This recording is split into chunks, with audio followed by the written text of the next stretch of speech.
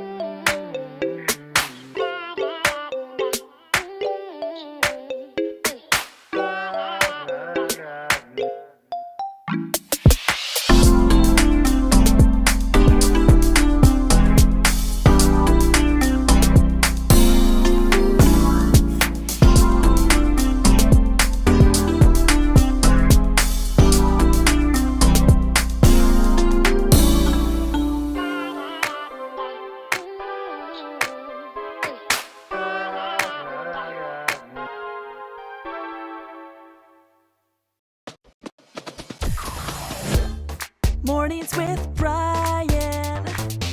Moody Radio Cleveland. 103.3 at 6 to 9 a.m.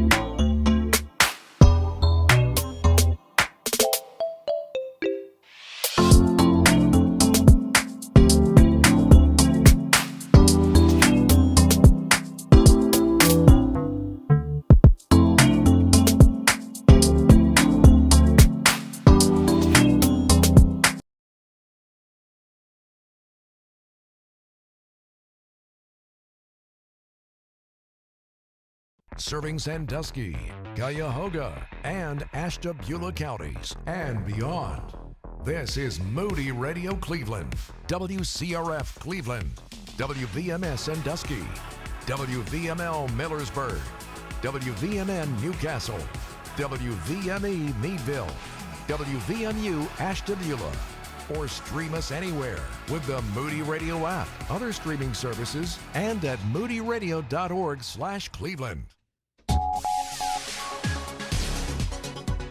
3 American service members are dead after a drone attack early Sunday morning at a U.S. outpost in Jordan.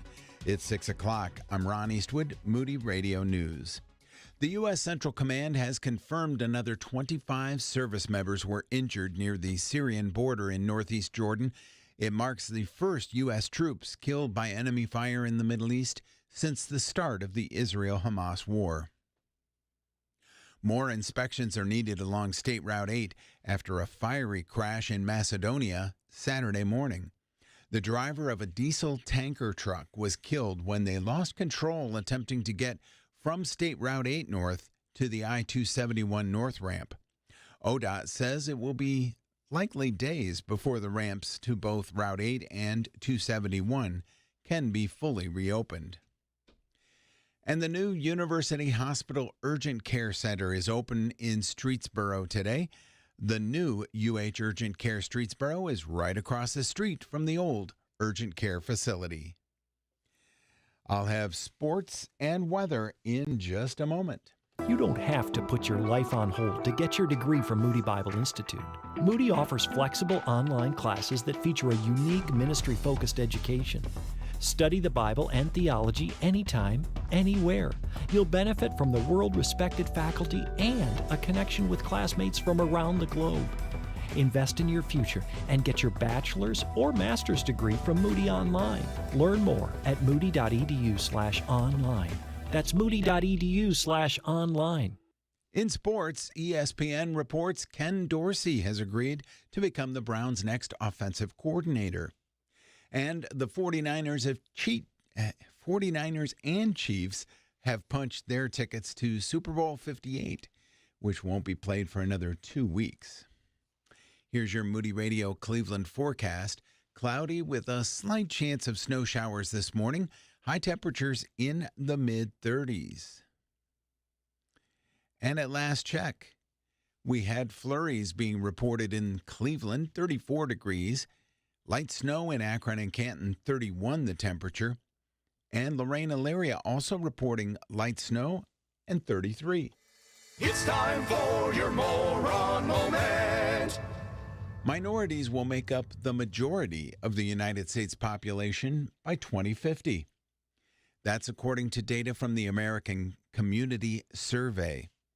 It found that the nation's multicultural population has increased by nearly 4 million since 2021. Hispanic Americans are expected to have the most population growth by 2050, with an increase of around 6%.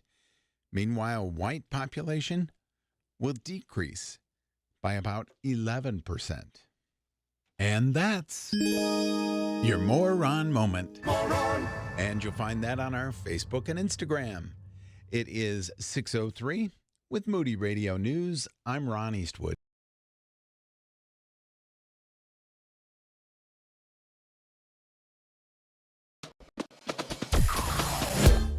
Mornings with Brian. Moody Radio Cleveland. 103.3 at 6 to 9 a.m.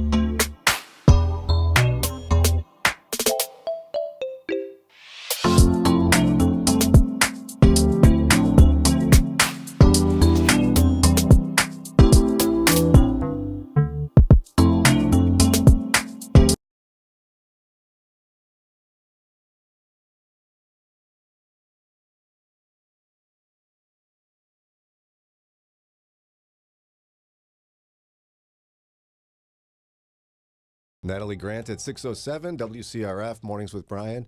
And I'm back. Woo! Thank you for the delayed reaction.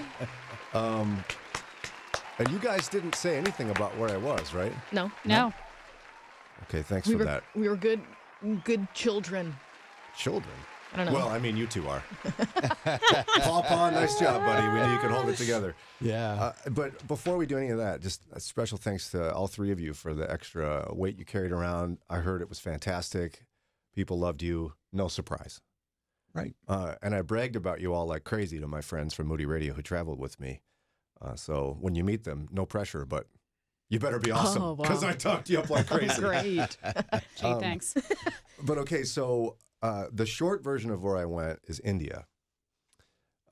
And I'll tell you the longer version of that as we go throughout the morning today. Not the whole morning, don't worry. We're not going to just recount my trip for 3 hours.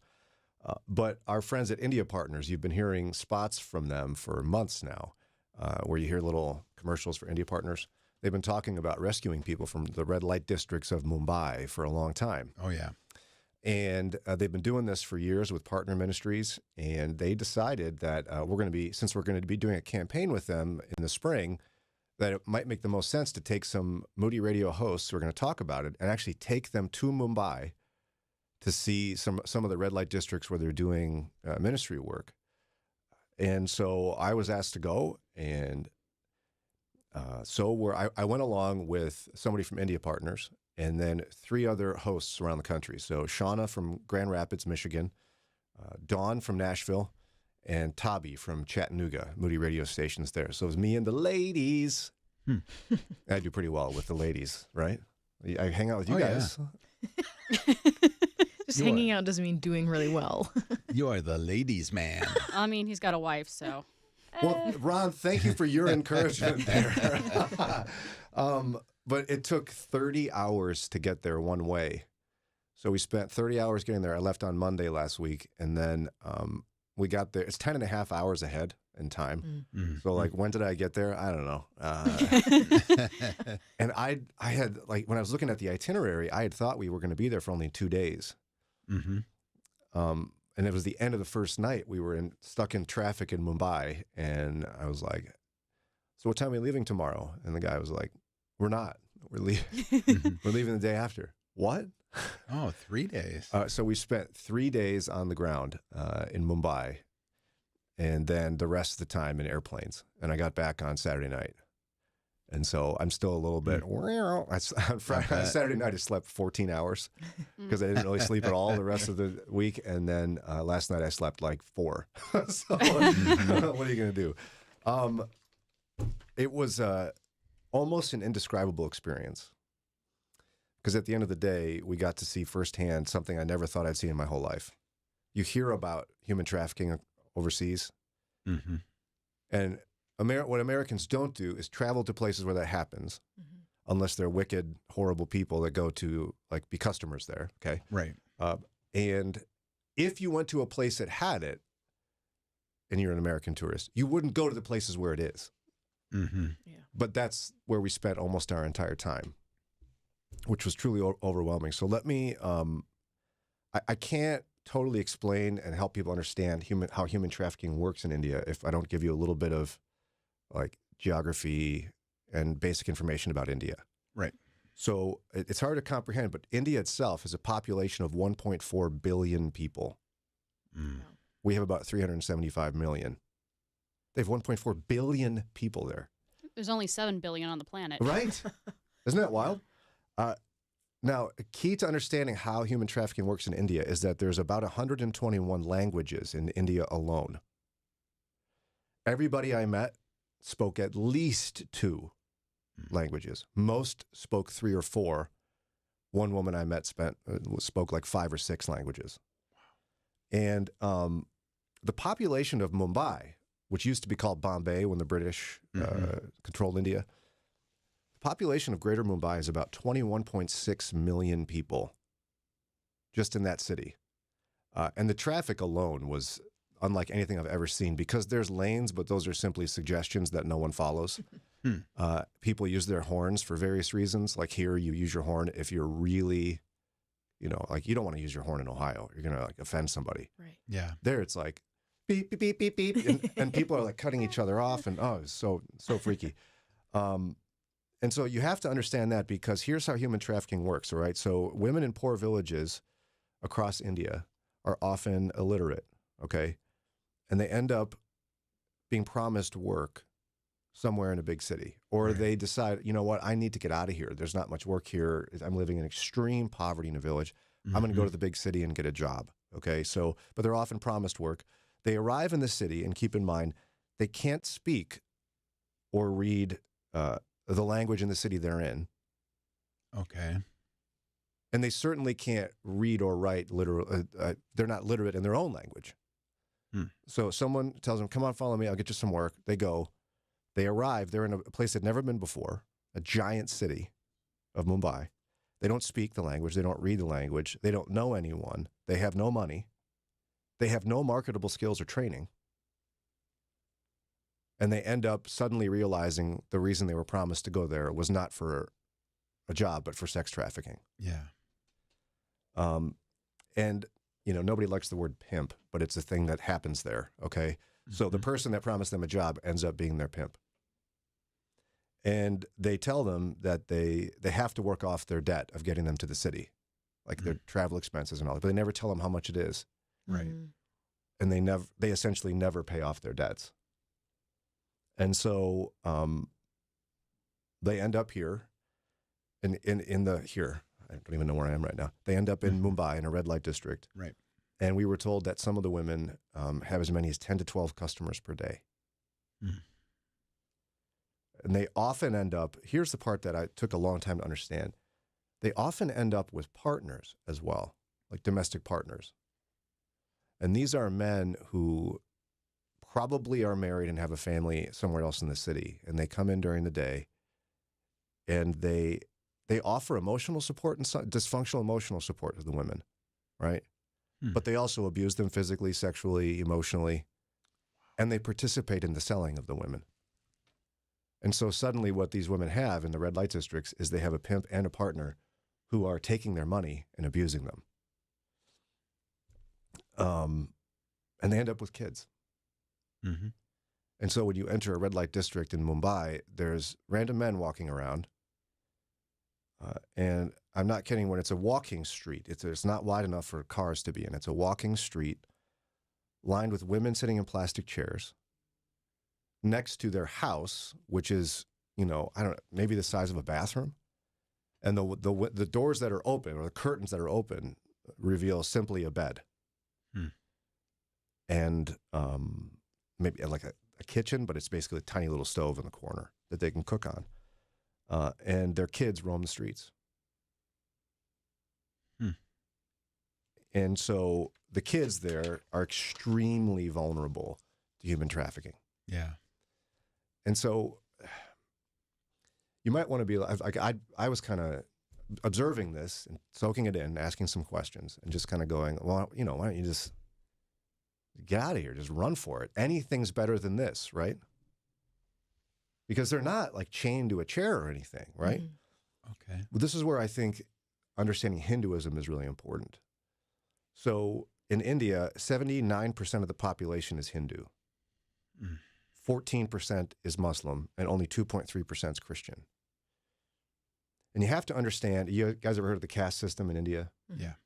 It's a system of social stratification that is officially illegal, but functionally still fully in operation, where the top is the Brahmins, the priestly people, and then you have the next one is like rulers, administrators, and warriors, and then you have like merchants and tradesmen, and then you have like laborers, and then you have the untouchables at the bottom. And because Hindus believe in reincarnation, right? The idea that when you die, because of like all your works in your life are kind of measured. And if you've got a bunch of bad stuff, sorry, you're going to be reincarnated into another person or animal in your life, and you will pay for your sins in this life and the next life. Right. And so there's an element at which when these women are ministered to, they will regularly say the line, "This is my fate.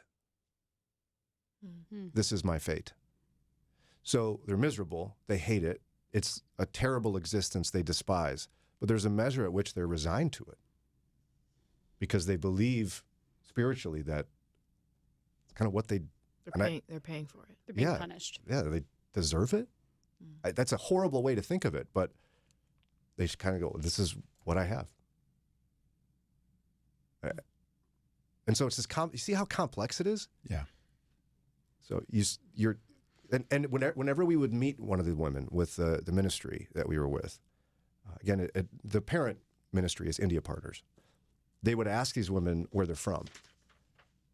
And as I look at a map of India, they were almost never, in fact, always never from the state in which Mumbai is.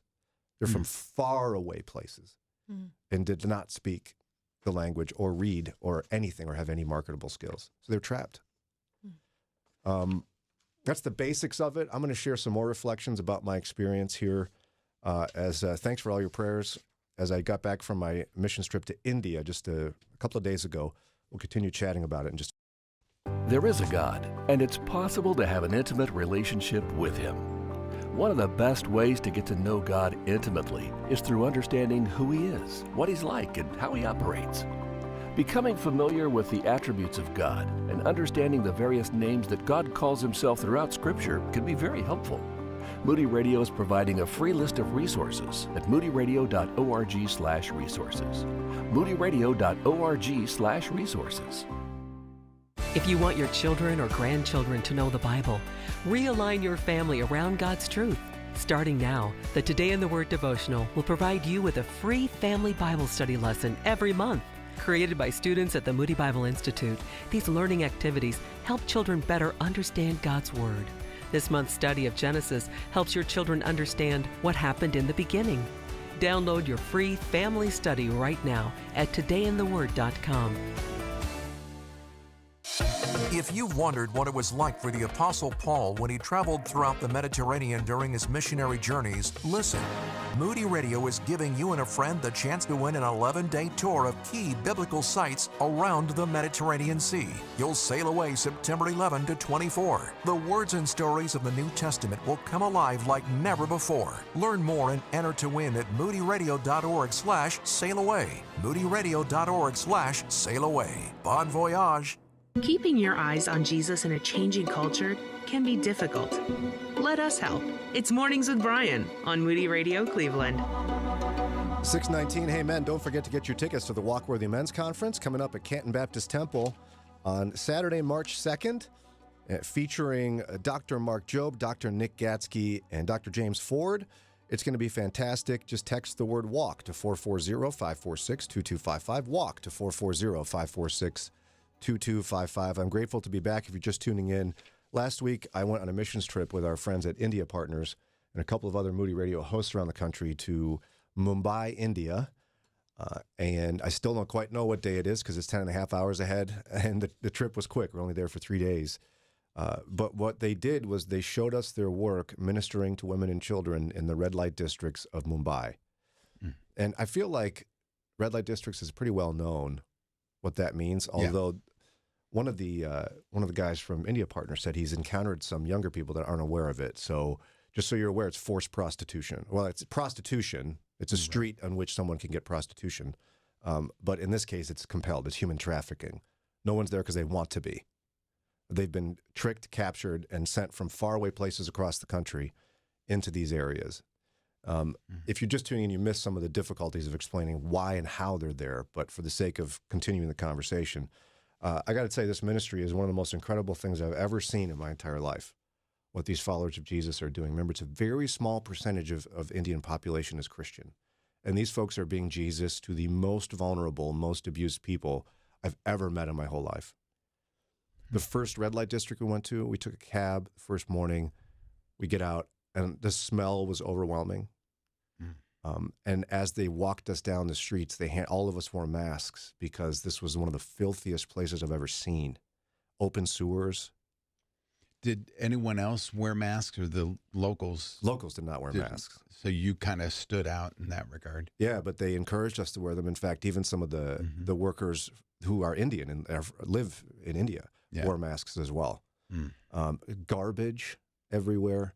And again, just streets and streets, long walks of women sitting in plastic chairs waiting outside of their quote-unquote house, which is a small box with a small room with a bed, to be purchased. It was so much to take in, that I'm still processing the experience. I'm sure. And if you're just tuning in as well, I mentioned how the women are all controlled. Part of the human trafficking there is they're controlled by pimps. And so they're stuck there paying off debts. That, at least in their mind, that's what they're being told. And so the ministry can't go in and just like take women. There's movies out there and there's conversations about people who go in and rescue people. But in this case, remember, they're in India, which is hostile to Christians. Yeah. And if you rescue someone out of human trafficking and they don't speak the local language, they're illiterate, and they have no marketable skills, what are you going to do? They're going to be dependent on you for the rest of their lives. And you're going to suddenly disrupt a community in which pimps will now come after the ministry. So how do you build trust in a community where you can minister to people, save their kids, and get them out if they want to go? So they have basically 4 layers of ministry that we observed. One of them is training centers in red light districts where the women can come in for emotional support, but also get training in the textile industry. They have industrial sewing machines where they'll teach them how to sew. Okay. So we go in, they sit us down, we chat with people for a while, and then immediately they tell us about this and take us into the next room where a class is going on. It's like an 8-week course, a couple hours a day where women go in and learn how to sew. And here's a room with maybe 10 women being trained to sew. And I have to stand there and process, these are trafficked people. And it's hard to even describe, like, how do you process that? And I'm still working out how to fully describe what it feels like on my end of it. I can't imagine their end of it. Yeah. And then they have drop-in centers as well in red light districts. We went to 3 different red light districts around Mumbai. And the drop-in center is a small little spot where they've purchased a building. It's too small to call it that, in the red light district where the ministry workers are there. And the women can, if they're feeling overwhelmed, frustrated, sad, they need medical help, they have questions, they can just drop in. So I call it a drop-in center. And of course, in one of them, they're taking us through the red light district to go see a drop-in center. We go, and there's 3 women sitting on the floor that were already in the midst of being cared for. And we just drop in. And it was, looking at the women and seeing how, like, you want to just grab them and run, but you can't. And seeing little kids walking around barefoot in the midst of the red light districts is crazy as well. But so they also set up education centers for the kids, because these children who are born in the midst of human trafficking are not well supervised. They're wandering the streets. We heard one story of a woman who would tie up her child somewhere in the middle of the night while she was working, just to protect them from being trafficked themselves, because these kids are so vulnerable to trafficking. Right. Girls as young as 13 show up in 11, 12, 13 show up in these red light districts. And so they have education centers where the kids can get essentially tutoring and help in literacy and math in order to just make it in public school, because they miss so much school, right? And so with the drop-in centers and the education centers for kids, what they're slowly doing in the ministry is building trust with the women, with the ultimate goal being they have limited space available, but they have hostels, they call them, what I would just call a boarding school, essentially, outside of the main part of the city, in a safe place, where if the women agree to it, the ministry will take the children and have them live all year for the rest of their childhood in these hostels that provide food, shelter, safety, training in scriptures, and education. And at the end of the trip, we got to go visit these hostels where the children were, and it was unbelievable. It was like it's miraculous to see the whole thing, where every kid in this hostel, as joyous as they are and happy as they are, every one of their mothers is in the sex trade. Do the mothers ever get to go to the hostel and see their children again? They're in regular communication. I think it's every week or two, the children speak with their mothers on the phone. Mm-hmm. And then they also arrange for 2 weeks in the summer, the child either goes to the village where the mother was originally from to spend time with the mother, but they double check safety. They do some serious safety checks in advance to see if they'll be all right, if they'll be fed, if they'll be cared for. And if not, they have space on site for the children to be cared for and for the mothers to come and spend time with them. Mm-hmm. But essentially, the mothers are giving up their children for a better life. Yeah. And you can imagine, there's also, by the way, of course, trauma counseling for the kids. Because I spoke to one 18-year-old girl who has vivid memories of wandering the streets at like 4 or 5 years old while her mother was working. And so they talked about the trauma of even having to speak to their mothers every couple of weeks. I mean, can you imagine having been a child born out of trafficking? Mm. And so the goal being that by the time the children are out, the mothers have consented to and been trained enough so they can leave the trade and they can be reunited when they leave the program. Not always possible because, again, of the complexity of it being their fate. Again, the women believe that this is their fate and they don't have any marketable skills. And so there's a sense in which not all of them succeed in getting out, but that's the basics of it. Sorry, it took a while. It's so much to get out. When a woman asks for help to get out of her situation, do the pimps resist, or are they like, oh, I've used her up, I'll go get somebody else? Now, see, there's so many questions. That one in particular, we asked the first day. We're like, I don't get it. Like, why did they let him come in here? So a couple of reasons. One of the reasons they allow the women to go there is because the pimps get overwhelmed by women who are so traumatized on a daily basis. Mm. They get to the point on a regular basis of screaming and yelling and crying. Mm. And they know, because the ministry's been there for so long, that if they get a chance to go and spend a few hours with these folks, with the ministry, they'll come back happier. Okay. They also know that what they're doing is illegal. Now, get this, okay? So prostitution is legal in India, but being a pimp and running a brothel is not. That's not legal. And so this ministry has a good relationship with the municipality. So the pimps know what they're doing is illegal. Mm-hmm. And if they cause too much trouble for this ministry, they have an awareness that they could be reported. And so they have a healthy fear of this. And also, the third layer, here's the crazy one. Of course, at some point, the women will, and this is so harsh, it's hard to even say it, but their usefulness diminishes over time. Yeah. And so they kind of know that they need to have them busy doing something else as they get older. Mm-hmm. Does that make sense? Mm-hmm. So for those reasons, the pimps consent to this. And the harder one for me was like, I actually, in the first place, I asked one of the ministry leaders, how do you not walk around punching men in the face? Yes. I'm wondering that right now. Like, tackle them, murder them. I mean, I know I'm a Christian, I'm not supposed to murder people, but like, how do you not do this? Because I'm walking through the streets, seeing these men standing here going like, what in the world? We walked by one guy and the ministry leader leans over and he goes, that was one of the pimps. Mm. So they know them. They know who they are. Oh, yeah. And this is where the rubber meets the road. What does it truly mean to love your enemy? They have a full-time employee in one of these red light districts that ministers to the men.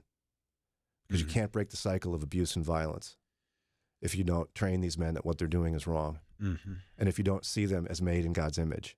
Yes, they're wicked perpetrators. Right. But they're made in God's image, and they need Jesus too. Yes, they do. My mind is still trying to wrap itself around that type of Christian faith, but meeting people on a daily basis, ministering to people caught in human trafficking, their children, and the men who abuse them. It's overwhelming. We'll have more time to chat about this later on this morning and then in the days ahead. We're going to have a campaign in the spring, a few months from now, where we're going to ask you to financially support India Partners to help keep the hostels funded so these babies can be safe and protected and cared and not stuck in the cycle of human trafficking. Such an awesome way to spend our hard-earned money. Yeah, lots more to say on this front, but for now, we're going to get rolling, okay? Yeah. We're going to shift gears, and coming up in a few minutes, our friends Joe and Cindy Ferrini from My Marriage Matters will help us enhance our marriages and what to do when your spouse is annoying you.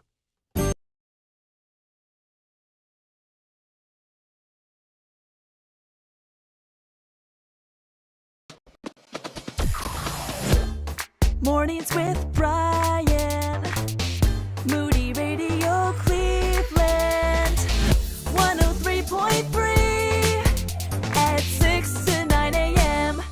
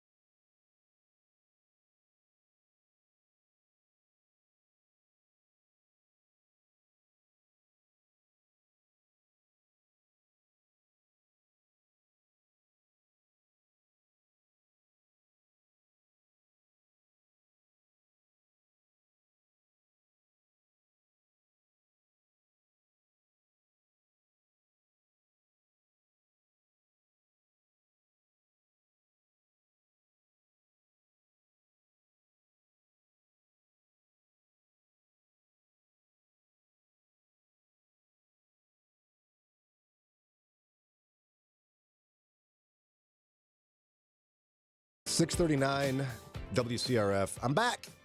Excited to be back with the team. Thanks for all your hard work last week. Hey, Daria, does Jimmy ever annoy you, your husband, Jimmy? Never. Let's see. Survey says no, that's not true. Eddie, is he ever annoying? Mm-hmm. Yes. Wow, that was fast. It's just, as time goes on, you're just more comfortable saying, yeah. He's so quiet, though. Like, how To you. Oh, okay. And I mean, I won't ask her. I mean, we know Dana's perfect. Made in God's image. If she's annoying me, it's my fault. I'm sure Joe Ferrini would say the same thing. Joe, does Cindy ever bother you? Do annoying things? This was a very difficult topic for me to talk about. No experience. Joe and Cindy Ferrini with I us. just can't relate to this one. Yeah. From My Marriage Matters. Cindy, does Joe ever bother you? I bother me. That's very honest. Sometimes I mean, of course, everybody can bother everybody else. The funny thing about it is there are times when I do things, I'm not going to necessarily mention what, but sometimes I'm like, wow, you can really be annoying. And so, if sometimes we notice it even in ourselves, and I think, I don't know, I guess even that can be annoying that we notice it, Well, that's absolutely true. Well, and it's one of those things, right? When you first meet somebody, they're perfect. You can't even see any flaws. And even when you're engaged, you're still just like in sort of a dream world. And then you get married, and suddenly they're pretty annoying, actually. And you didn't know about that. Sure. Well, and we have, when we're dating and engaged, we put on those rose-colored glasses that they talk about, and we see things from one perspective. And then when we get married, you take off those glasses and you're like, okay, wow, this is for real here now. And the little things that maybe you do just become a lot more pronounced, I think, is really what happens. Can you tell us, Cindy, maybe like when you were first married, the old Joe, some things about that guy that just drove you nutty? You remember? Well, yeah. Wait a second. But they're not bad things. They're just things, and they may not annoy somebody else, but they might annoy you. And we've shared some of this before. He would watch a lot of television or a lot of sports. Luckily and thankfully, I enjoy sports, so sometimes I would sit down too. But a lot of times, that would annoy me because I would think, gosh, I'm over here working, cleaning, or whatever, doing things with the children, and are you noticing what's going on here? Now, that's just, that's not like a personality thing. It's just a thing. But we had to have conversation on that, to be able for me to not be annoyed that he was doing something that he was enjoying. There's nothing wrong with what he was doing, So, that's just one thing. I was going to ask, though, I mean, what about he wears his pants weird, or he puts his shirt on the chair in the room. It drives you crazy. There was that stuff too, right? Yes. Oh, sure. Here we go. Yeah. We're like on a roll, right? All right. Don't get it rolling now. I'll just step away here. So we'll call on you next week, Joe. Yeah. When do we bring this stuff up? Because I mean, sometimes it just drives you so crazy, and you just keep it inside. Mm-hmm. Sure. You know what, Brian? Thank you for bringing up that situation about having the pants on the chair. Because just a quick reminder to some people who might be listening, that was something that really annoyed me that Joe did. But the interesting thing was, God really showed me the importance of how important those pants on the chair were, and how I began to thank God for those pants on the chair for my husband, and that they were in my bedroom. And so I was very, very thankful for that annoyance. But I would say when you ask the question, when do you bring it up, that was something I never brought up. He never knew about that for a long time until I shared it, in a talk or something that I did to really show how we or on the radio. But to show how God works through those, But let me just say that I think it's really important to wait on things a little bit and not necessarily say them right away, because I think it can be hurtful. But the main thing is never, ever share something like that with your spouse in public or when others are around, that it would be done privately lovingly and carefully. Yeah, I agree. I mean, it really depends on the situation. I mean, if this is a habit that's happening all the time or it happens occasionally, then you need to temper your response and how do you engage with the situation. But another deeper question would be, am I dealing with a sin issue here or just a bad habit? And are there situations where I can help and come alongside my spouse to help them with this situation? Or am I fueling the situation?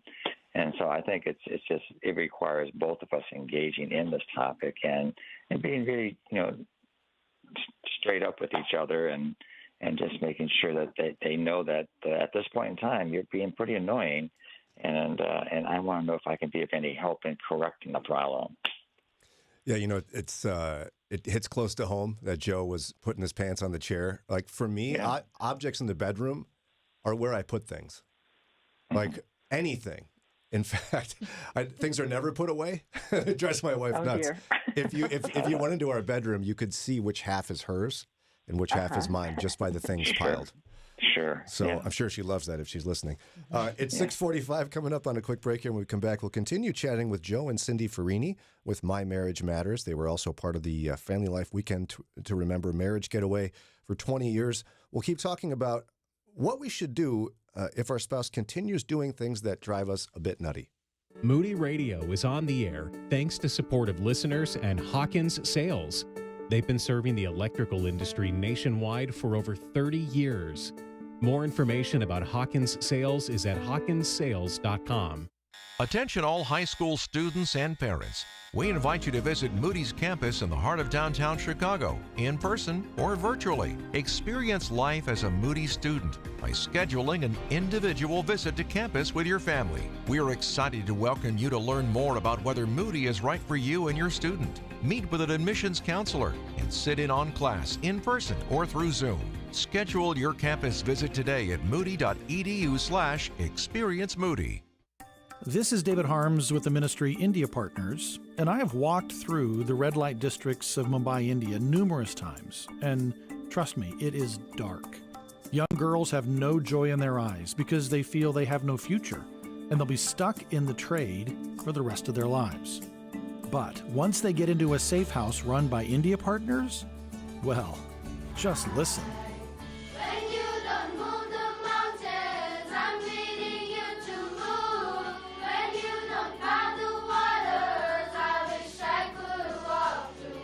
That is God at work, which is why for the last year we've shared powerful stories of safety, rescue, and care happening through the India Partner Safe Houses.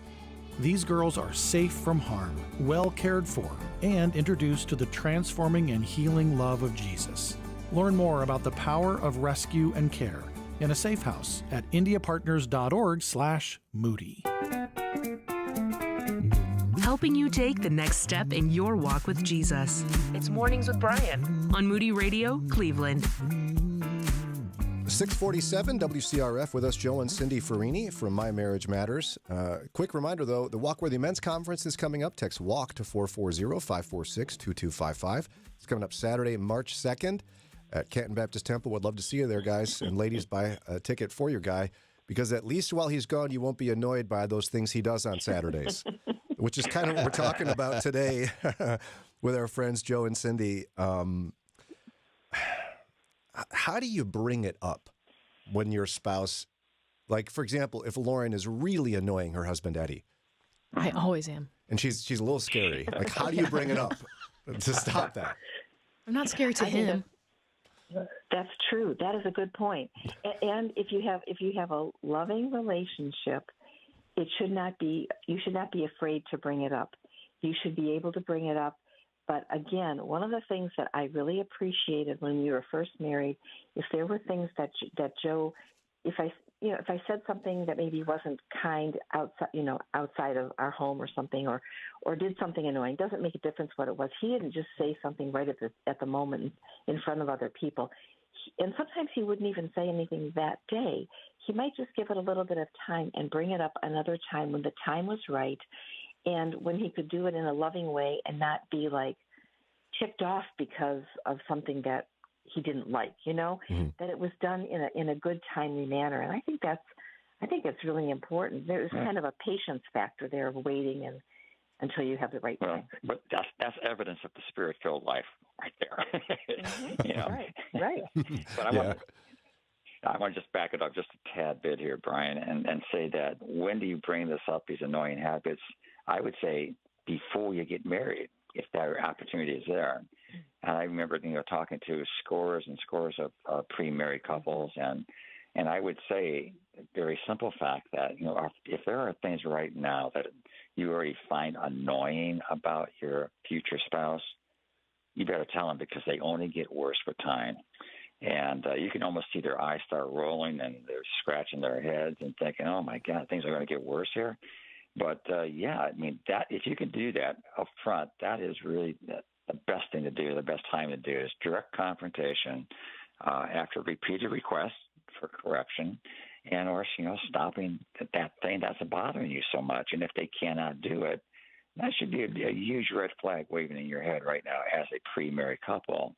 But as a married couple, as Cindy said, I think we need to lovingly and be able to share these things with each other, and hopefully, can this bothersome thing stop ever?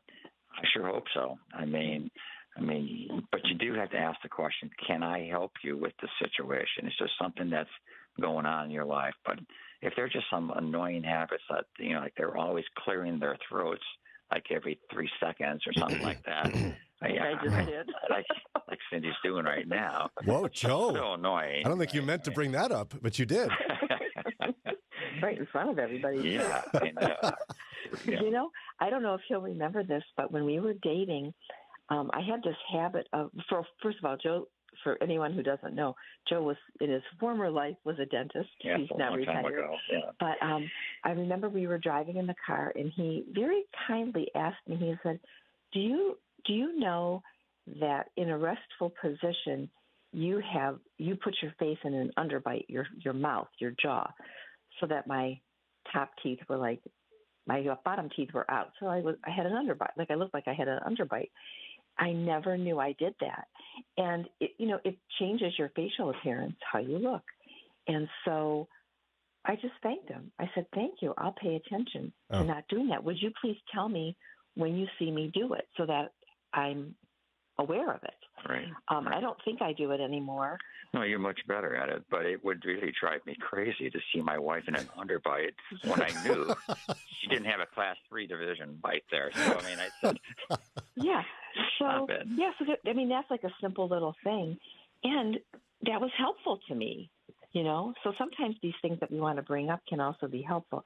I guess we could also say, too, what if something can't be stopped? So, like, if a person has, maybe some kind of a speech problem that can't be helped, or they've tried to have kind of speech therapy or something, and they can't change it, then what? Those are the things you would know, of course, ahead of time. Or maybe some kind of a body issue, like a limp, or some inability to use your hands in a certain way that it's not going to change because maybe you had an accident or you were born that way or something. Right. Those are the kinds of things you should never bring up, because that then would be hurtful. That maybe can't be changed. Right. But I think there may be some habits as well where it can be diminished significantly, but may never totally go away. Right. So there must be some level of acceptance that has to come in, right? Exactly right. There has to be at least an effort to try to address the issue. But I would say, if there is no effort being made to stop the situation, and it's a situation that you can't correct, then I think what you do in those situations is, at least from my perspective, what I would do is just walk away from the situation and go do something different. I know we had a friend of ours on the speaker team with Family Life, and he would talk about this topic. And the way that he would deal it with his spouse was, listen, this conversation's over at this time, and I'm going to the family room, and you can go to Ecuador. And so he was trying to make light of the fact he needed a break? He needed to get out of the situation, and this, you're annoying to me. Yeah. Yeah. And the further away we can get right now, the better. Yeah. And that isn't to say And that isn't to say step out of your marriage. Just leave the room. Go away for a while. And just, get out of the situation for a minute so that you can give yourself some time.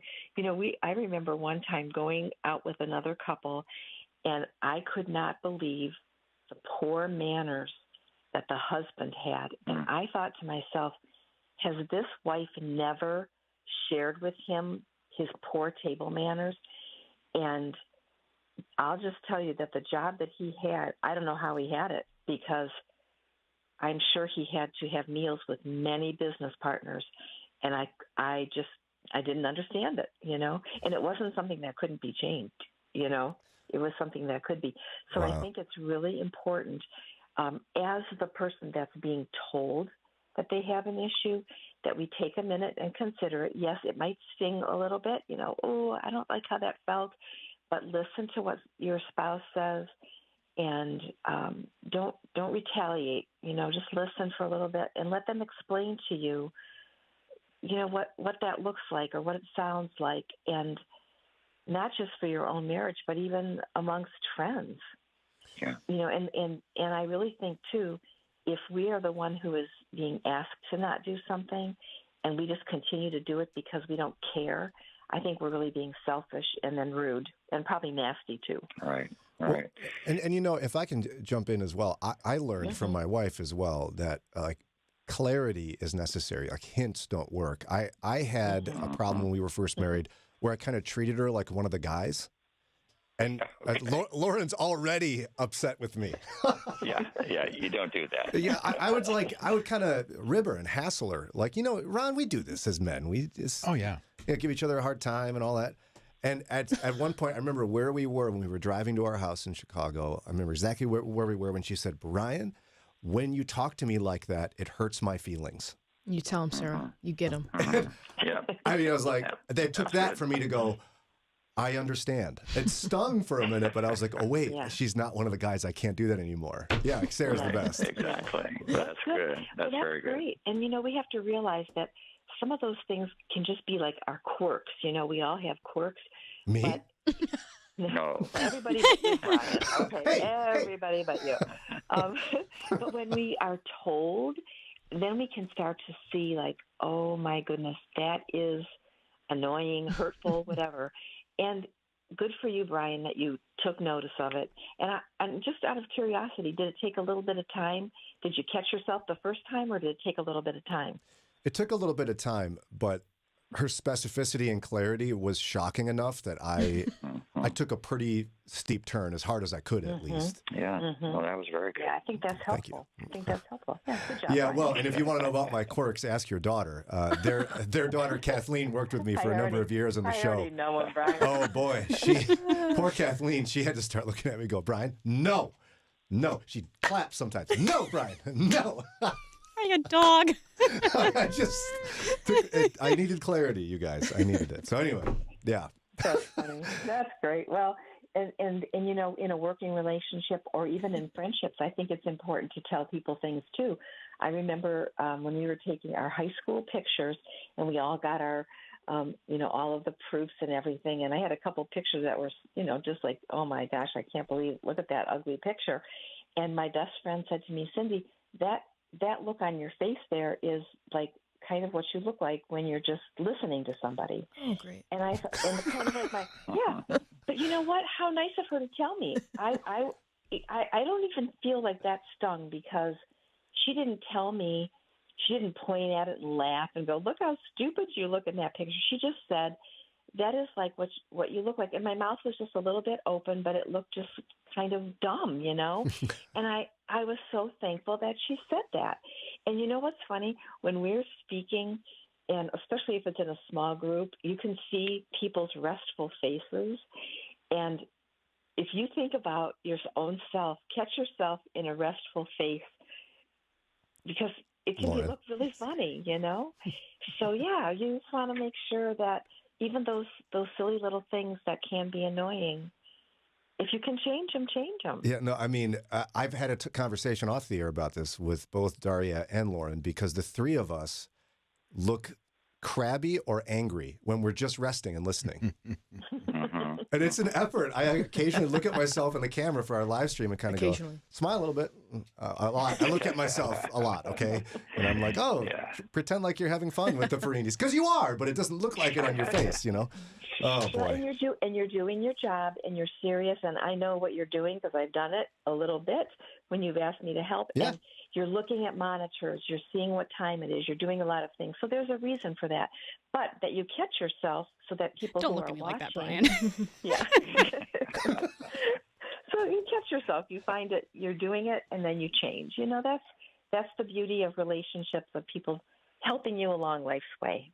Yes, very much so. Now, we're just about out of time again with Joe and Cindy Ferrini with My Marriage Matters. Any final thoughts for us on what to do when your spouse is doing stuff that drives you nutty?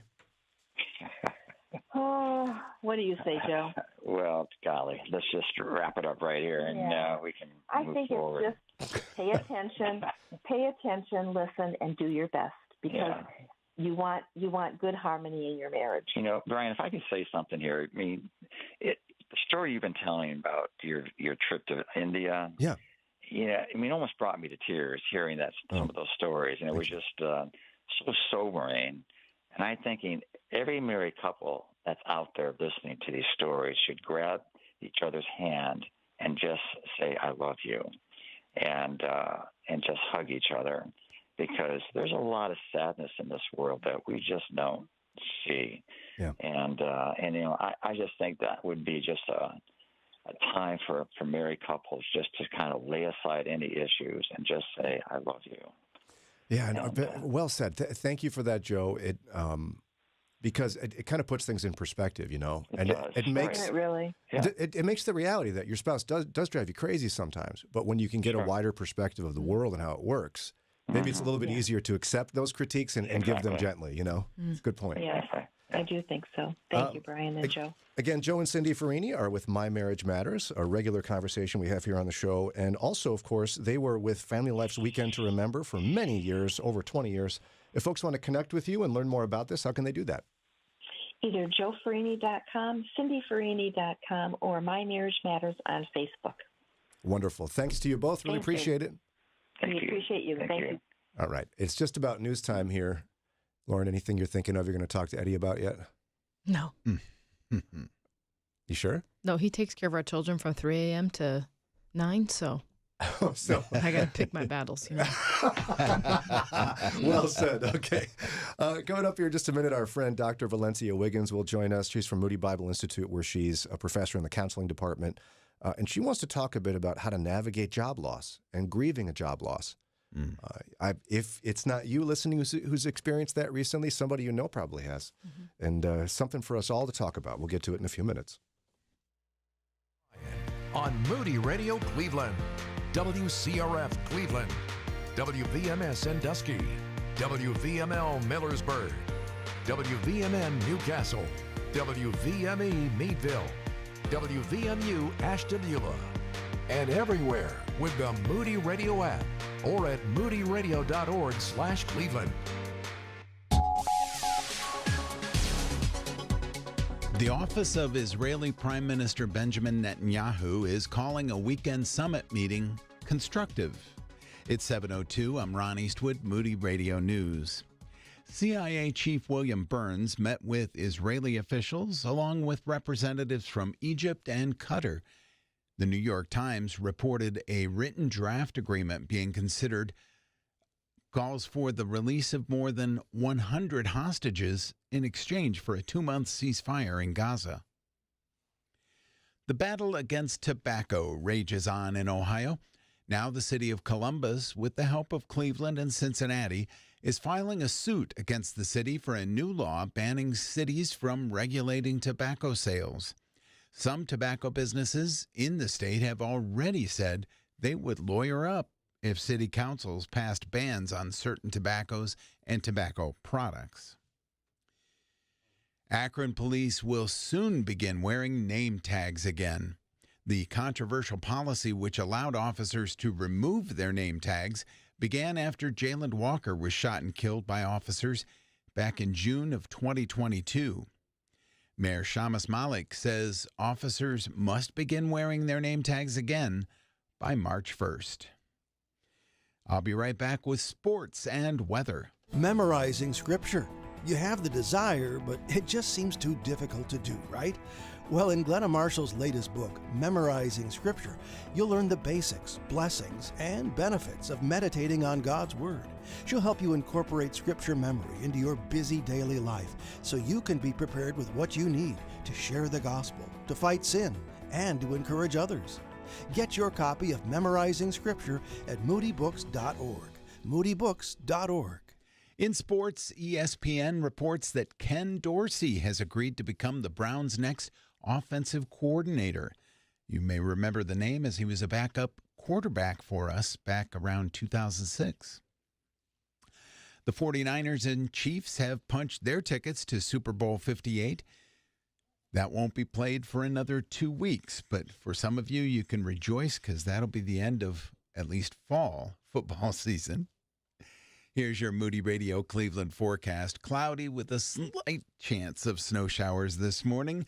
Highs are going to be in the mid-30s. And at last check, we had flurries and 33 degrees in Cleveland. The same flurries, but 31 degrees in Akron and Canton. And in Youngstown, guess what? Flurries and 32 degrees. It's time for your moron moment. Minorities will make up the majority of the U.S. population by 2050. That's according to data from the American Community Survey. It found that the nation's multicultural population has increased by nearly 4 million since 2021. Hispanic Americans are expected to have the most population growth by 2050, with an increase of around 6%. Meanwhile, white population will actually decrease by about 11%. And that's your Moron Moment. And you'll find that on our Facebook and Instagram. It's 7:06. With Moody Radio News, I'm Ron Eastwood. Broadcasting live from the Bob Devine Studio. It's Mornings with Brian.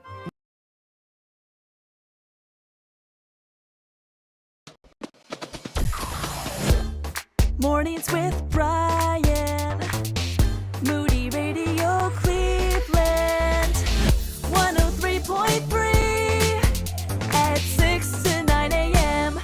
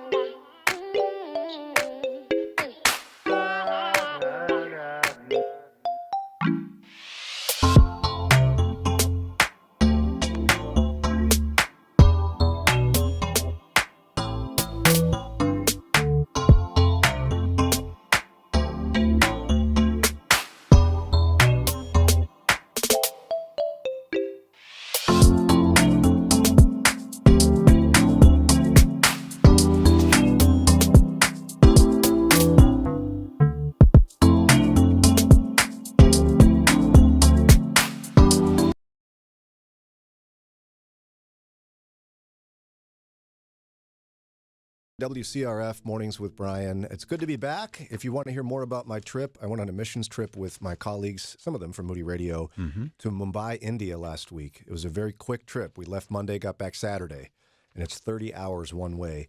I'll be sharing more about that experience right around 8:15 this morning through the remainder of the program. But, Ron, you've been open about the fact that you, over the years, because of various reasons, have lost many jobs. Yeah. And it's usually like the radio station shuts down or changes ownership. Sure. You're a great employee. I'm not trying to minimize that.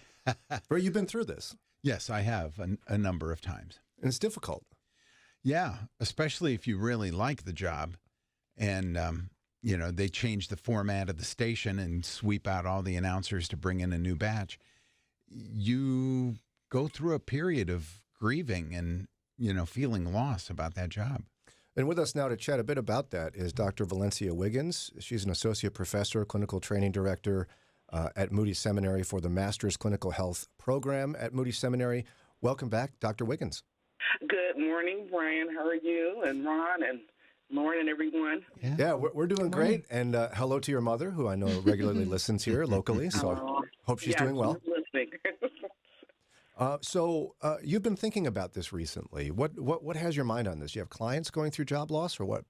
I do. And I was looking recently at the news and how in January I'm hearing about these big companies and they're laying off so many people. I see it in colleges, and I've worked with a lot of people with who has lost jobs. And even though you may hear the numbers, it's still like thousands of people that are losing jobs. And so and losing a job and becoming unemployed, it is psychological trauma, and it's also financial trauma as well. Because if you think about it, what work provides for us, it provides an identity, a purpose, social interactions. Ron, I just heard you talking about what it was like to change from the different radio stations. And so you build community in your jobs. I think about jobs that I've had for years. And then when that's taken away, suddenly, whether it be because of financial reasons or other things, immediately there can be depression, there can be anxiety, and it definitely affects your mental health with that. Well, and I can picture somebody that just experienced job loss going to church on Sunday and hearing a bunch of cliches like, well, don't forget, it's all going to work together for the good. So you're fine, right? I mean, they almost tell you to forget about it because God is good, which is true. But to what extent do we just start clinging to Bible verses and cliches in the midst of a job loss? Right. You know what? And we can cling to that, but also we still, as we're human, we still have our own emotions. And there's sadness, there's grief, and so you need time for that, to adjust for that. And then also there's worry because you're thinking about there could be like an immediate threat to your survival, your financial resources. If you have family, you have children, or if you're single, you may not have as many resources, and what that does as well. Have you seen some Christians who struggle with the idea of kind of leaning into the grief that comes with job loss because they're afraid it equals doubt of some sort in God's plan? You know what? I probably have. I've seen both because it does send you into a crisis because you're wondering, what is it, Lord, that you're doing in my life?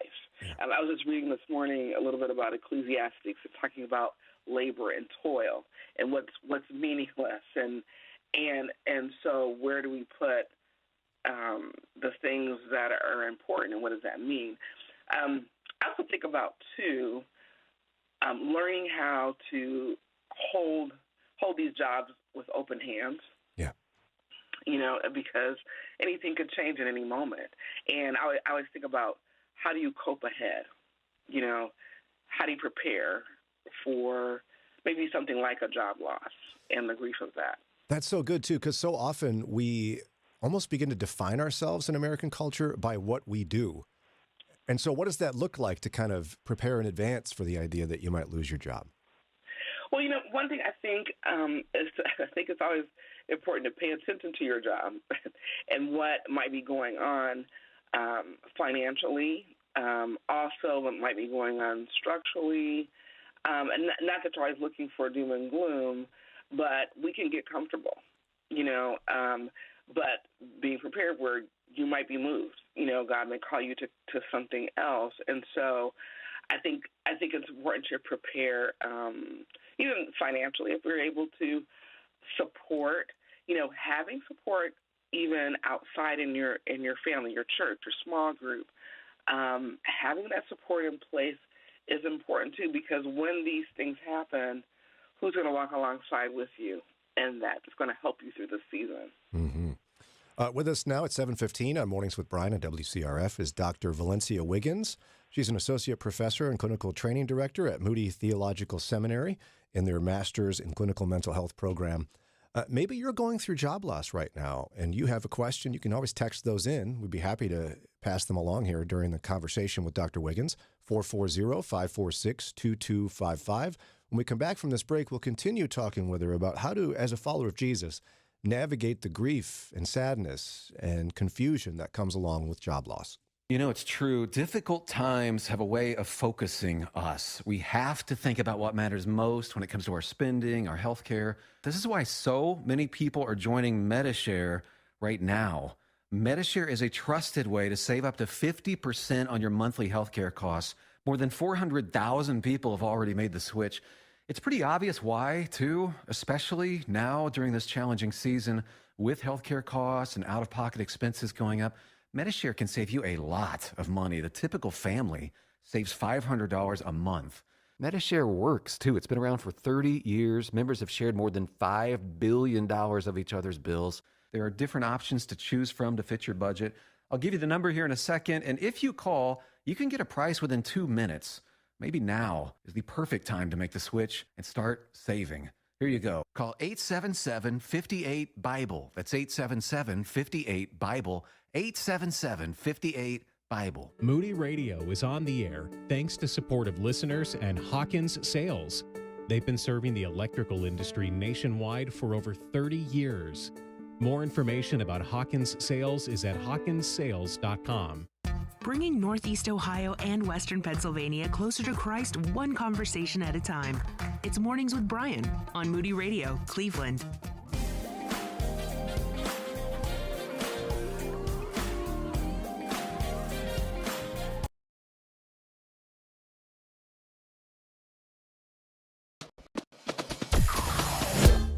Mornings with Brian. Moody Radio Cleveland. 103.3 at 6 to 9 a.m.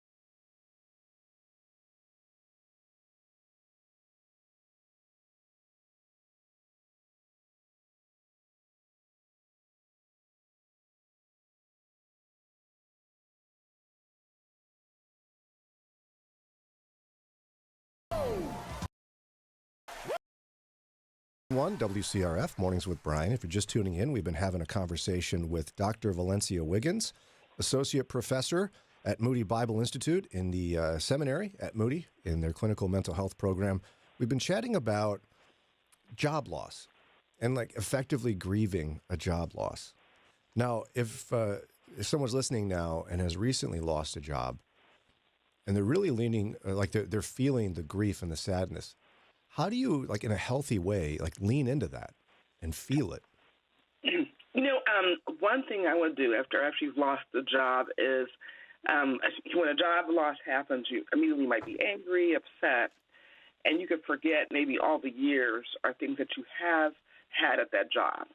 So I think it's important to record and review successes and think about what did I learn from that job, what did I take away, and what will help me in the next season or whatever the next job. And then I think another thing is to schedule just a routine because, again, your day is disrupted, things are disrupted, and so schedule a routine to take care of yourself, prayer, being with others while you're grieving, processing, journaling, working that helps in working through all the confusing feelings that come with after job loss. And sometimes you may need more support, so I recommend professional counseling that can be helpful to help you with working through that. What about letting yourself just have a good cry on a regular basis? Absolutely. There's a movie I watched one time, and the character every morning she has a good cry. She just sits there at the edge of her bed and lets herself bawl for about 5 minutes, and then she gets up and she starts her day. What do you think of that clinically? Is that okay? I think so. I think it's healthy. Crying is healthy. It's our emotions that God has given us, and that helps you in working through the grief. Instead of stuffing things down and keeping them in, let them out. Yeah, I mean, so many of us stuff it, right? They're like, get over it. I had one cry on the way home in the car, and right. Now I just got to move forward. I mean, how long could somebody let themselves periodically kind of fall apart emotionally because they're so sad? I wouldn't put a time limit on it. Just like grief, you can't put a time limit on grief. I think there's eventually, if you look at a timeline, it could be, it's raw at the beginning, and then grief does go quiet, but it's always there because there's going to be something that could trigger, but that's adjusting to the loss as well. Now, we're all real open about counseling here on the team, and we're big advocates of it. At what point would somebody have to stop and go, okay, wait, after this job loss, I think I do need to see a counselor? Like, how would you know? I look at, when I talk about like having a daily routine, if someone you can't get up out of bed every day, maybe, you're isolating, you're staying away from others. For some, they might look at self-medicating, and that could be TV, binging, it might be alcohol. Those things are to look at. Those are warning signs that you need more help. And I mean, in some respects, whether or not you have those warning signs, it may be good to just go to counseling anyway after a job loss, wouldn't it? I would think so, definitely. What would a counselor offer someone because a lot of people I know are either scared to go to counseling or never have been. Why would it be a good thing to do just out of routine after a job loss? I think where counseling is helpful is to have that person outside of your life help you think through the complexity of emotions and what you're experiencing, help you build more coping skills, more strategies for dealing with what's going on in your life at this time. Yeah. And now, how do you pick things up and move forward? Because there's always the fear you won't find a job, you won't find as good of a job. How do you kind of deal with the grief and move forward? I think, and it can sound cliche, but one step at a time. What's the first step? Maybe I start looking at jobs. I remember one time I lost a job years ago, but all of a sudden I remember thinking, it's like, you know what? I have some new opportunities. What do I want to do? If I dream about what can I do? Dream. Start to dream, and then start to move forward with that, and start to see what's out there for you. So true. Yeah. I mean, as I knew my teaching career was in a crisis where I had to leave the district I was in for a long list of reasons, I had to force myself to kind of go, okay, wait, let's dream a little bit. And that's how I got to radio. Yeah. I didn't know that you were a teacher, Brian. I was for about 6 school years. I was also an adjunct professor at Moody Bible Institute for a short time. We were colleagues. Oh, great. Although adjunct professor doesn't mean much, I know. But it was still real fun. But hey, thank you so much, Dr. Valencia Wiggins, for your time and advice today. Again, she is an associate professor at Moody Bible Institute, clinical training director at Moody Theological Seminary, in their Master's in Clinical Mental Health program. If you're considering a counseling degree or want to advance your counseling degree, Moody Bible Institute is certainly a place to consider for that. And Moody Theological Seminary, biblically based counseling is a wonderful thing to be trained in. Dr. Wiggins, I'd imagine we should just send people to moody.edu for more information about you and the program? Absolutely. That's where you can find us. All right, moody.edu. Once again, moody.edu. Dr. Wiggins, thanks again so much for your time and your advice today. Thank you all. Blessings. Yeah, you too. Some good advice. Again, all of us around here, I go to counseling. Lauren, you brought it up. We all know Ron needs some. I'm just kidding. Just kidding. Ron's the one person that doesn't need it. It's true, isn't it? It's true. Oh, Ron, you're the best. Okay, we've got a bunch to do, including coming up next. We're going to play a game. It's a newer game that we've only played for, a couple weeks now, Lauren? Yeah, this will be our third week. And last week we didn't do this version. We did a different version of this or that. What did you do last week? I don't know. That was last week. It was King James or King Lear, I think, was last week. Oh, yes. Did you talk with a British accent? No, of course not. She said she was going to save it for you. Oh, good. Very good. That's your bit. Yeah, true. Do you do a British accent, Lauren? Not here. Why don't you give one a try? No, see thank how you. it goes. Daria? I'm good. Ron, you'll try, won't you? Certainly, Governor. I liked it. Pip, pip, cheerio. Did you steal my belt?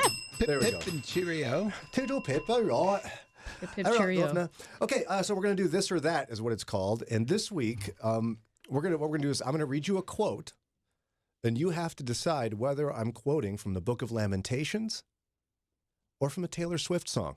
And it's very timely because the Chiefs just are going to the Super Bowl. Right. So we're going to see a lot of her Oh, boy. in 2 weeks at the Super Bowl. Yeah. Do you? No, let me tell you something. What? Let me tell you something before you start, whatever you're going to say. There is this mathing on TikTok because her Eras tour is in Tokyo, Okay. which is 10 hours ahead, on the 10th. And the Super Bowl's on the 11th, and everyone's like, she's going to make it back in time. And they're like, oh, yeah, she'll leave right after a concert at 11 p.m. in Tokyo, fly 13 hours, and then she'll be here on the 10th still, and then sleep and then go to the Super Bowl on the 11th. Can you imagine how annoyed football fans are that she'll get more attention They should than be the grateful. game? They should be grateful. My in-laws are from Kansas, and they're not happy. They're happy the Chiefs are going to the Super Bowl, but my father-in-law, I think, is quite annoyed. I watched some of the game yesterday, and I didn't see her. I don't think I saw her at all. Maybe And it I depends on was the station you're watching, but I didn't see her. happy enough. She probably wasn't there. Actually, She's not on camera. She's not there. That's true.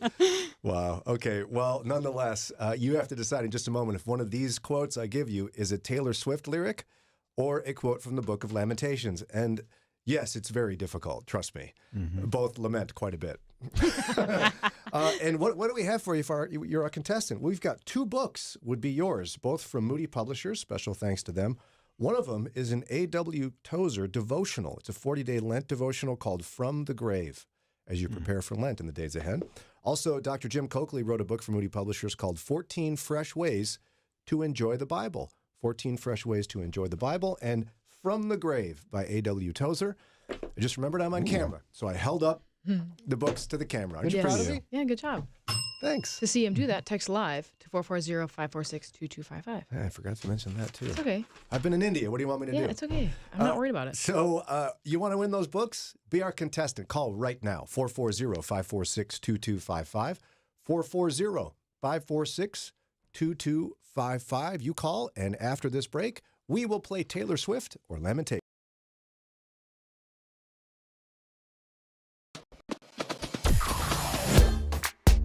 Annoys with Brian. Moody Radio Cleveland. 103.3 at 6 to 9 a.m.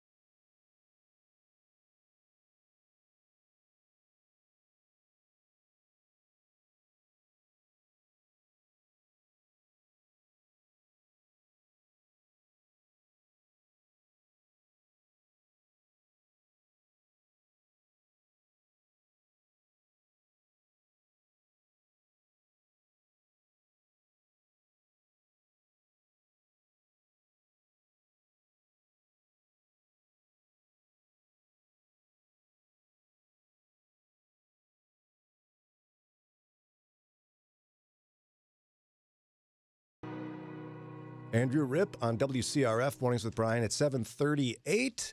I'm glad to be back. I was in India on a missions trip with some colleagues from Moody Radio. I'm going to go into more detail about that trip coming up at about 8:15 this morning. But for now, apparently nobody wants to play the game, so we won't play it. I've got another thing for you, though. I can guarantee someone's going to want to enter this new contest that launched today. Mm-hmm. Oh, yeah. And I want to, but I'm not eligible. I know, right? Seriously, this is something I want to do in my life. And what is it? It's the journeys of Paul. Can you imagine being able to go to the places where Paul went on his missionary journeys? That'd be cool. And there's ministry organizations that do that, like, I don't know, ours. It's the Journeys of Paul Sail Away. It's a sold-out tour. It's an 11-day sold-out tour of biblical sites around the Mediterranean Sea. And it helps the words and stories from the New Testament come to life as you go to historic locations in Greece and modern-day Turkey. It's from September 11th to the 22nd this year. And tour guides will be, oh boy, Dr. Mark Jobe, president of Moody Bible Institute. I like that guy. Yes, he's amazing. Dr. Joe Stoll, former president of Moody Bible Institute and now global ambassador. And Dr. Michael Rydelnik. We really like that guy. Yes. All three are going to guide you through the journeys of Paul. It's sold out, but you could win a trip for two.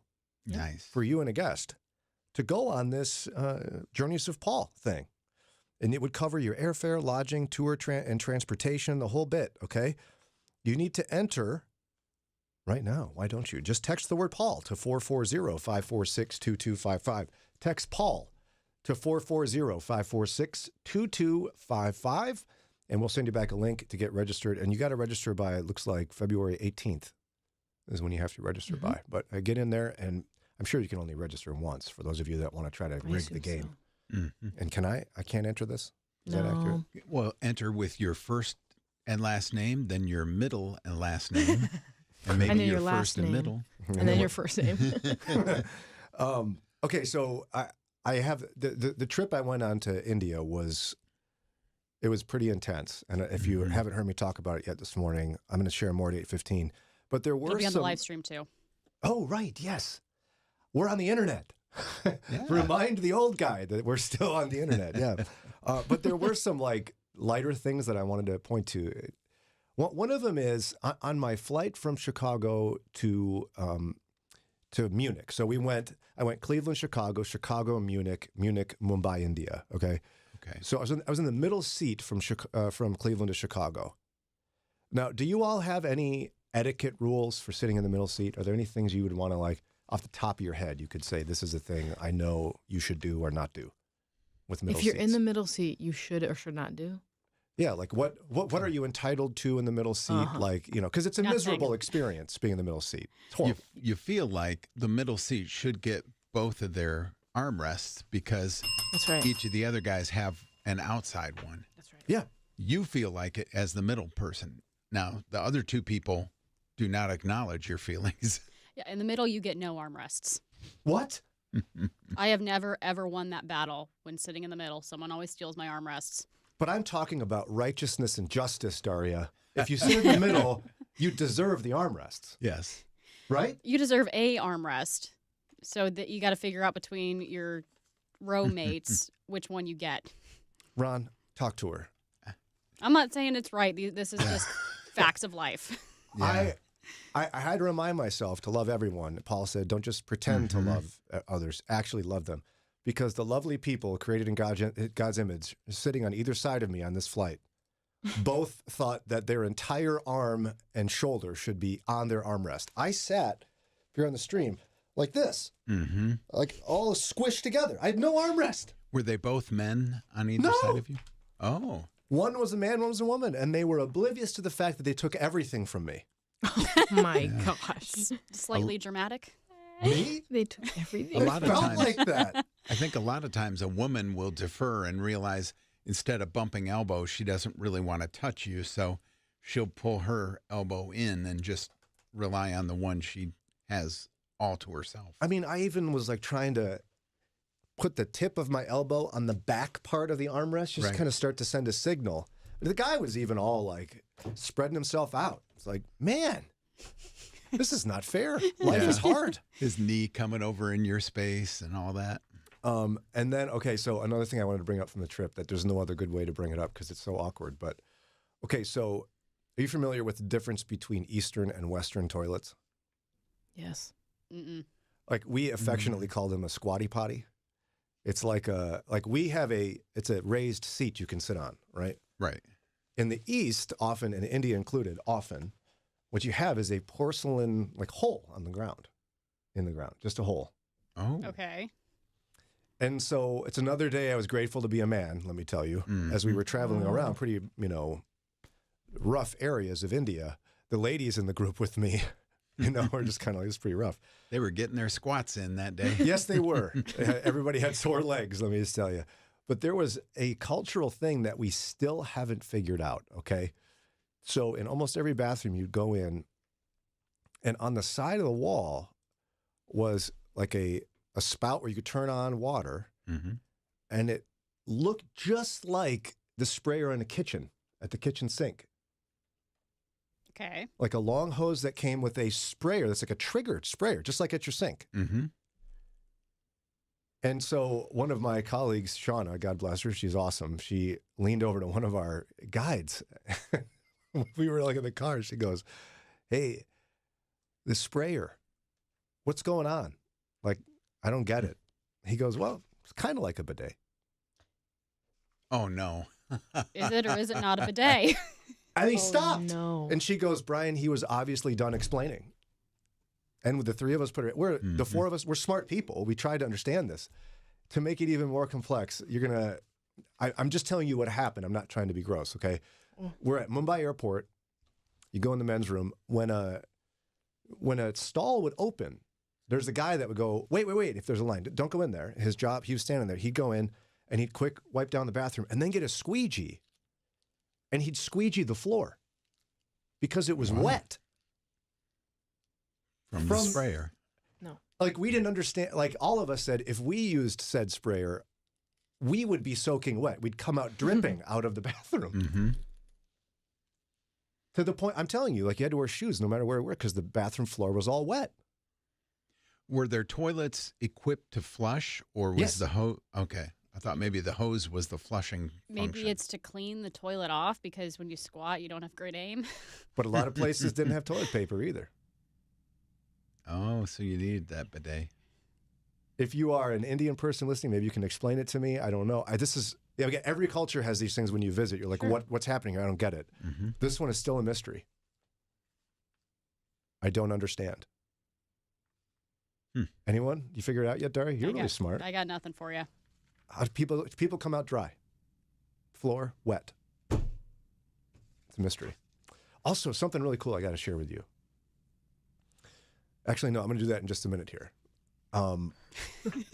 Because I have to take a break. Lauren, I can see in your face that you want me to take a break. There's an Indian tradition that continues into life today, and Christians participate in this.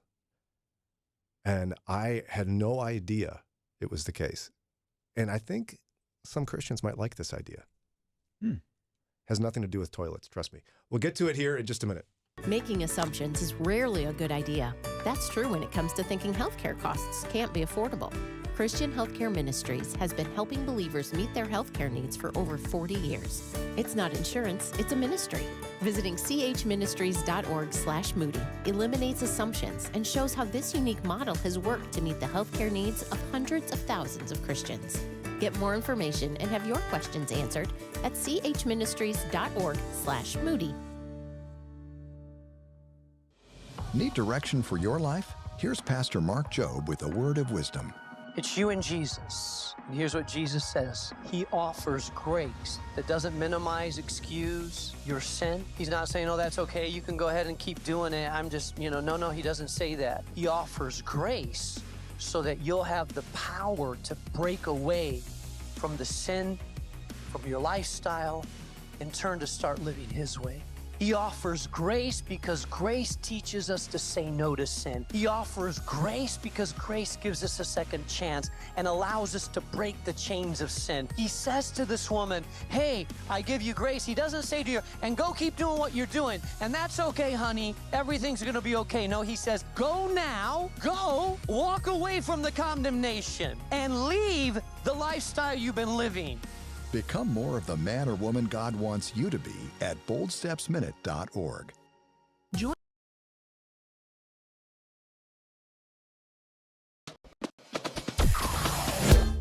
Mornings with Brian. Moody Radio Cleveland. 103.3 at 6 to 9 a.m.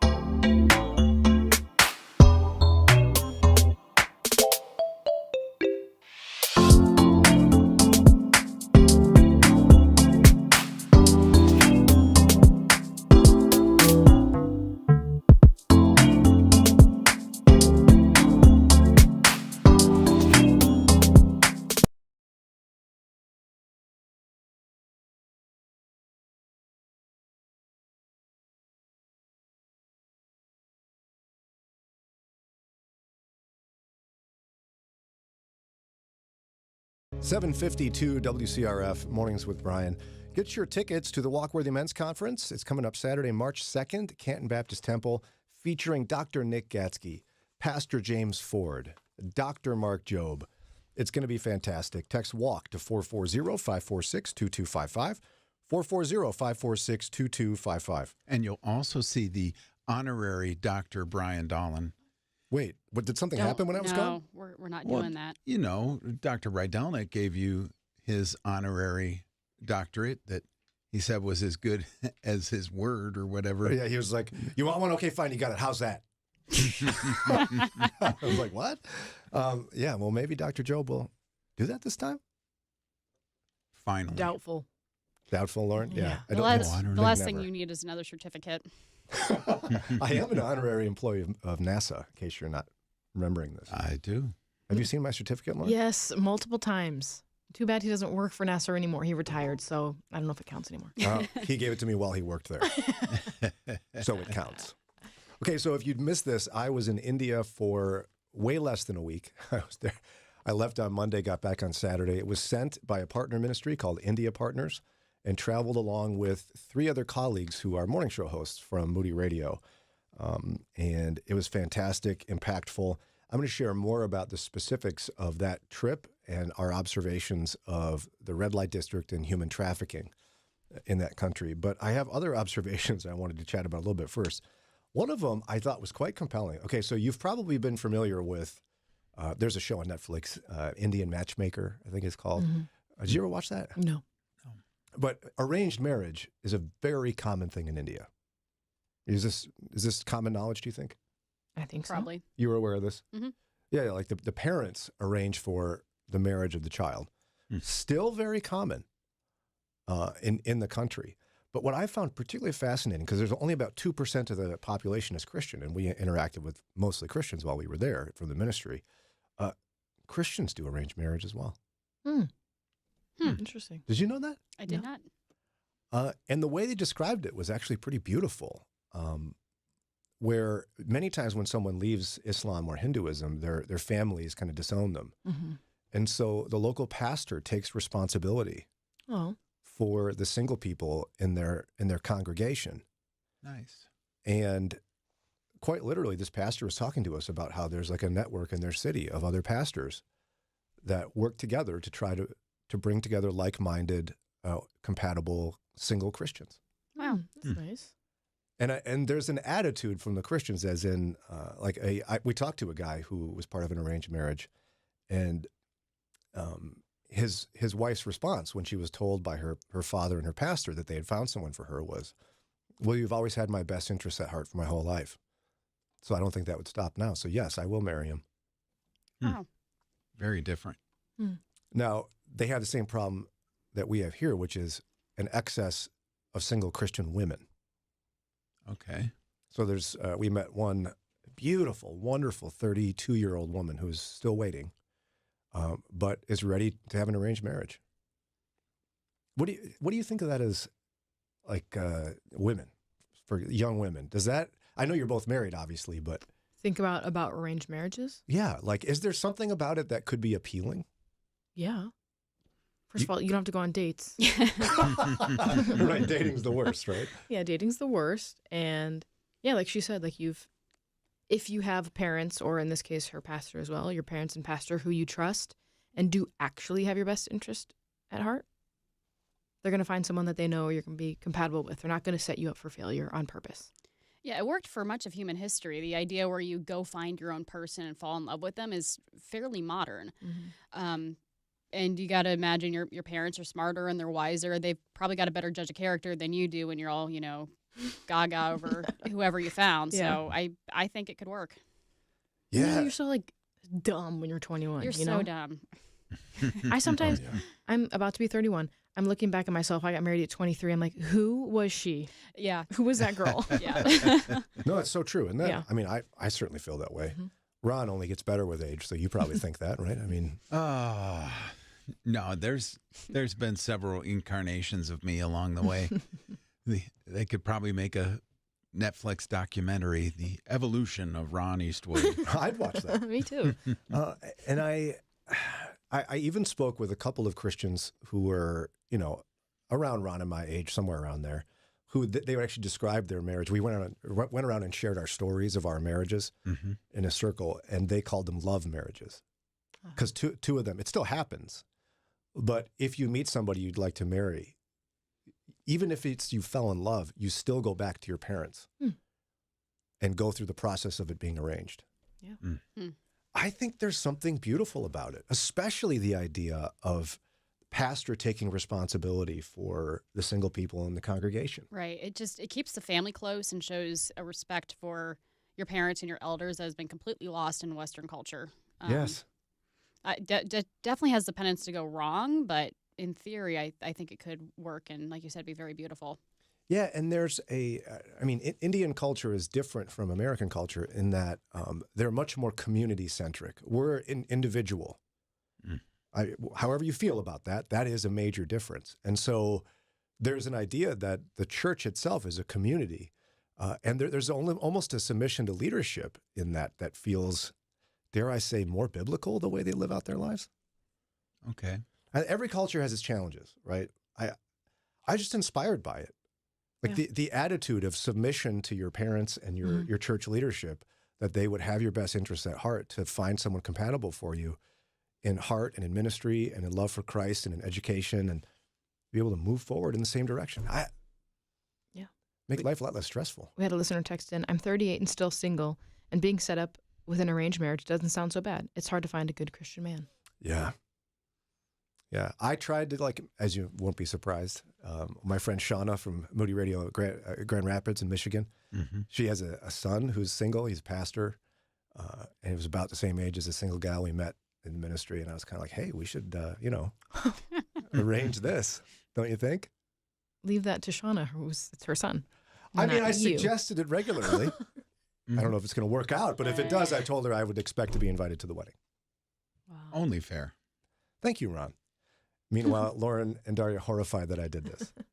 You're not surprised, though. You probably annoyed her. Just you keep bringing it up. She's like, okay, Brian, that's enough. Well, I'm convinced that one of the things we're going to need to do in the days ahead is invite our friends from these other stations I traveled with on the show so you all can quiz them on what was it really like to travel with Brian. I don't need to know. Oh, boy. It was a blast, let me tell you. They had a great time. Nothing to share, I'm sure. But hey, it's just about 8 o'clock, time for Ron's news and today's Moron Moment. And when we come back, we'll have a conversation, an important conversation with our good friend, Dr. Mark Jobe, as he is getting prepared for our Walk Worthy Men's Conference. Again, get your tickets today. Text WALK to 440-546-2255. We'll talk with Dr. Jobe in just a minute. Mornings with Brian on Moody Radio Cleveland, WCRF Cleveland, WVMS Sandusky, WVML Millersburg, WVMN Newcastle, WVME Meadville, WVMU Ashtabula, and everywhere with the Moody Radio app or at moodyradio.org/Cleveland.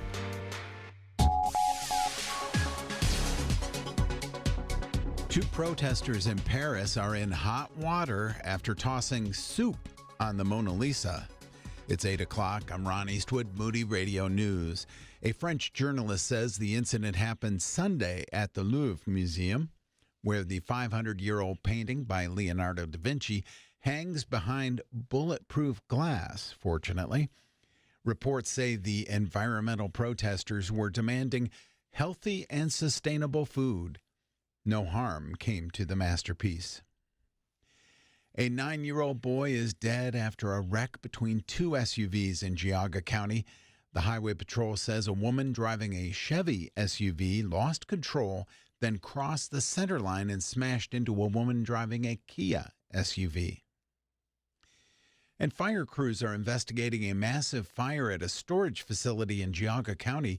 The fire broke out at L&S Storage in Newberry Township and was so massive that portions of Route 87 had to be shut down during the blaze.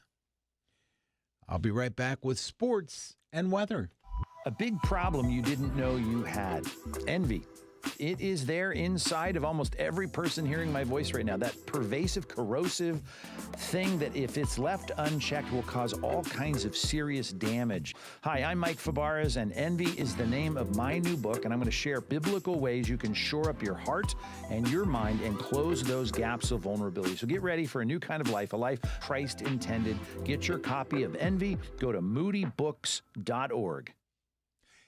In sports, ESPN is reporting that Ken Dorsey has agreed to become the Browns' new offensive coordinator. And the 49ers and Chiefs have punched their tickets to the Super Bowl, which won't be played for another 2 weeks. Here's your Moody Radio Cleveland forecast. Cloudy with a slight chance of snow showers this morning. High temperatures in the mid-30s. At last check, flurries and 32 degrees in Cleveland. Akron and Canton now just cloudy skies, 31. Lorraine, Elyria, cloudy and 33 degrees. It's time for your moron moment. Minorities will make up the majority of the United States population by 2050. That's according to data from the American Community Survey. It found that the nation's multicultural population has increased by nearly 4 million since 2021. Hispanic Americans are expected to have the most population growth by 2050, with an increase of around 6%. Meanwhile, white population will decrease by about 11%. And that's your Moron Moment. And you'll find that on our Facebook and Instagram. It's 8:03 with Moody Radio News. I'm Ron Eastwood. Broadcasting live from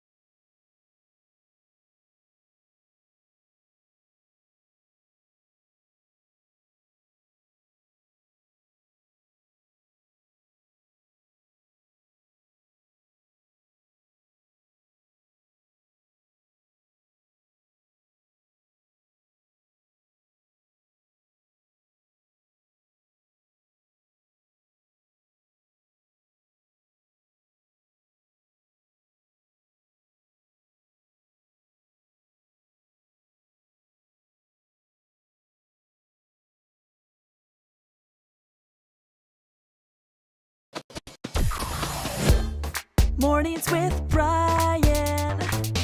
Moody Radio Cleveland. 103.3 at 6 to 9 a.m.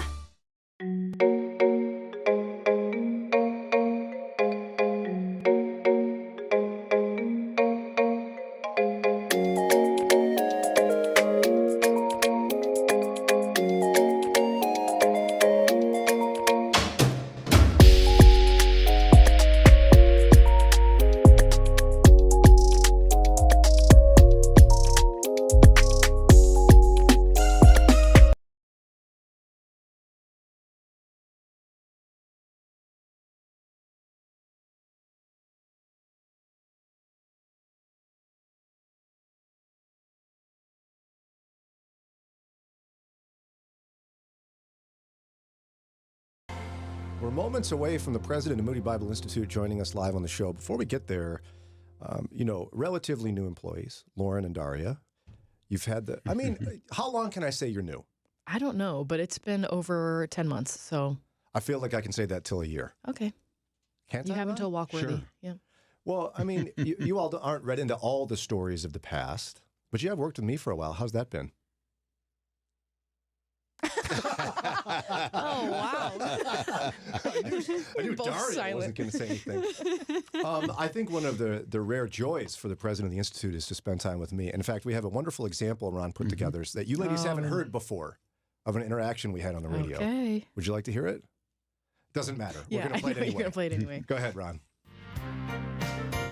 I was just a couple days ago, don't ask, I was on the top of the roof of the Chapman Center. So naughty.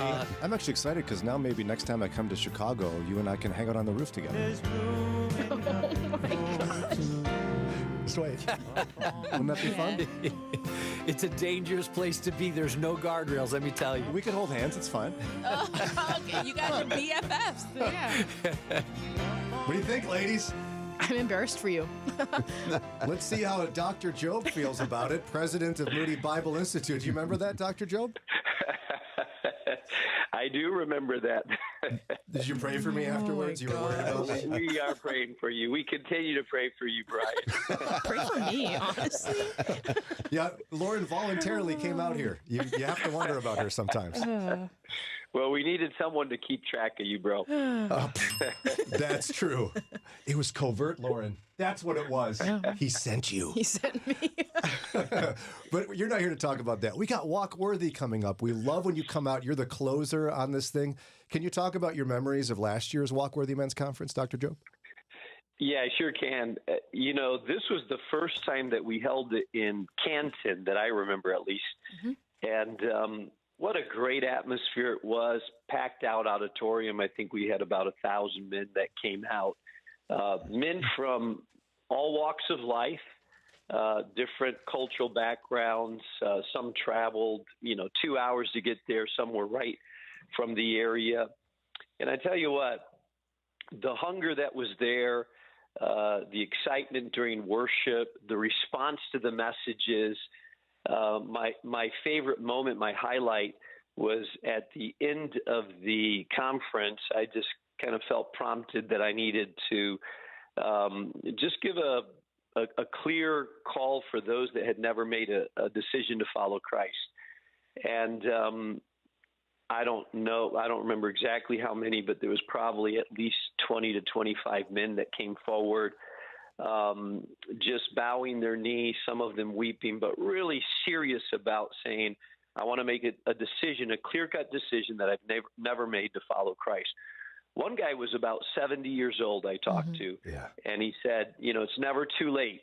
And another young man was probably, he was probably 16 years old, making a decision to follow Christ. So this is a powerful event. If you're a man listening to me right now, we try to keep it real. We try to keep it raw. We try to keep it this will be something that will speak to men, something that you can bring. You can be there if you've been a believer for decades and decades, but if you have a friend that's seeking spiritually, I think it will speak to them as well. Now, I don't know if you recall specifically, but I think you also did something last year where you kind of did an open mic moment where you asked men to come forward and kind of confess something they need to put on the altar and get rid of in their lives. Do you remember this?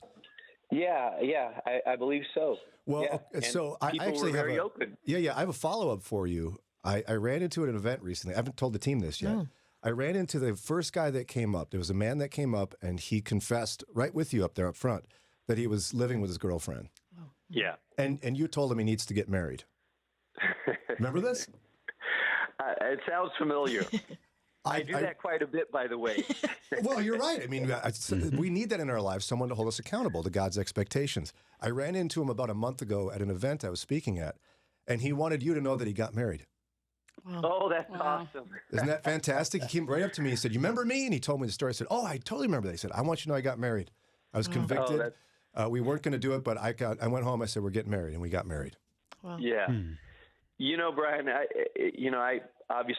pastor here in the city of Chicago, and my world in Chicago is many men and women, but many men that come that don't really have much of a religious background. And so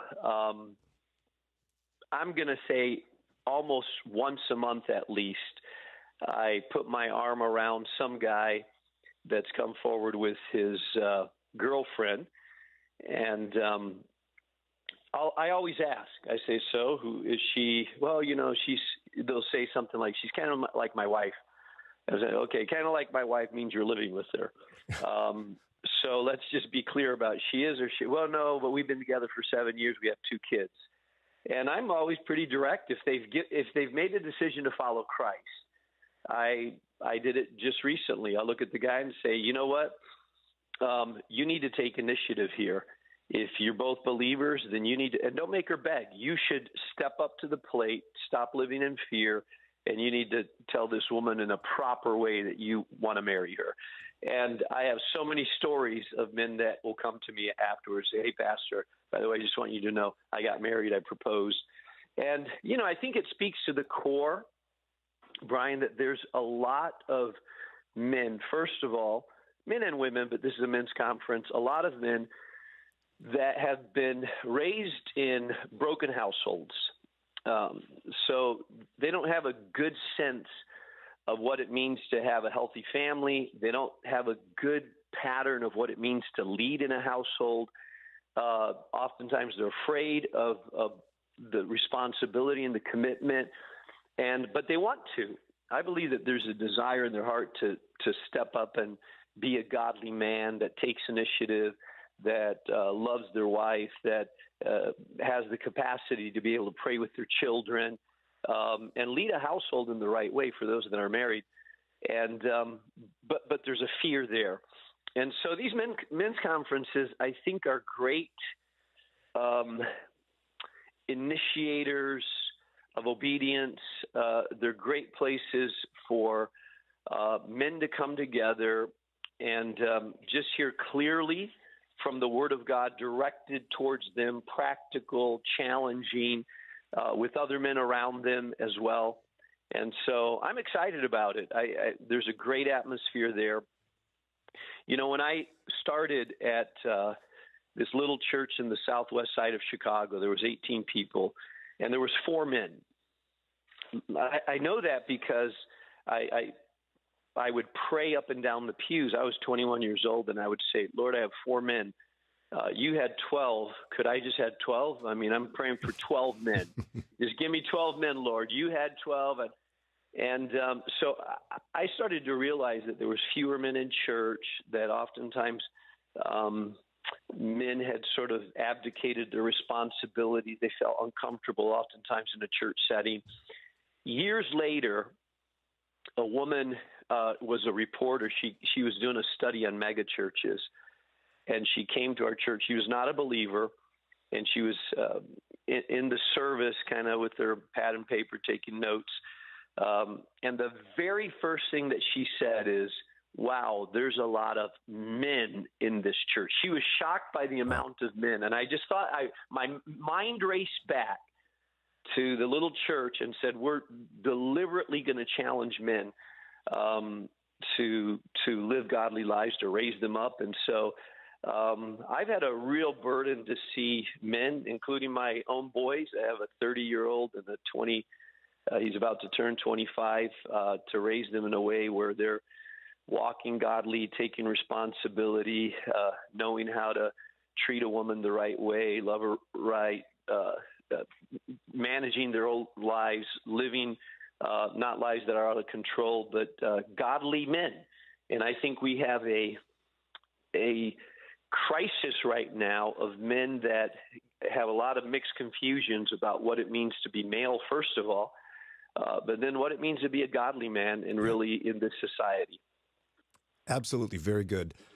Final thing for you before we say goodbye. The Walk Worthy Men's Conference. Again, Saturday, March 2nd, Canton Baptist Temple. This guy, Dr. Mark Jobe, is the closer. Watch out. It's going to be awesome. I'm sure you remember last year, it was the first year we did a live stream into Lorraine Correctional Institution in Grafton, Ohio. Yes. A bunch of guys got saved in the prison. There's a growing community of believers in that prison. Many of them listen to the show and are listening right now. And it's our understanding we're going to be doing the same thing again this year. So I'm excited to report to you we should be live streaming right in the prison again this year.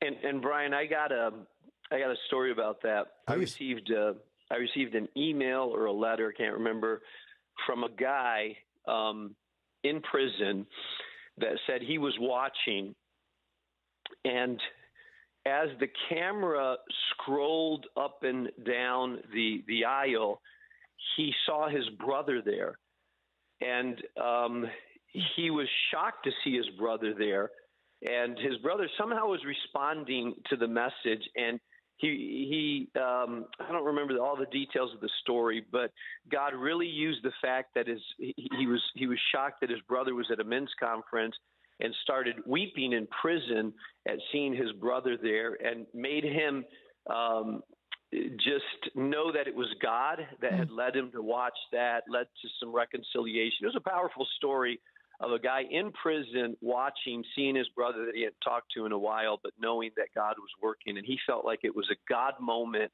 speaking to his heart.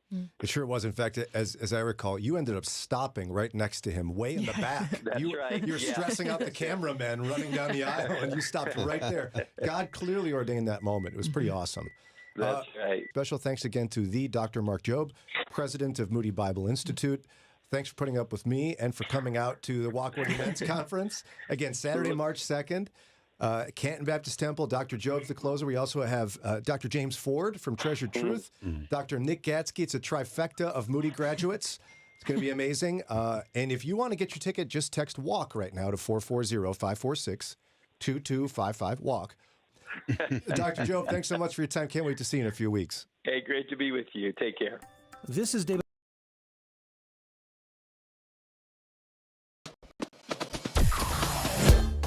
Mornings with Brian.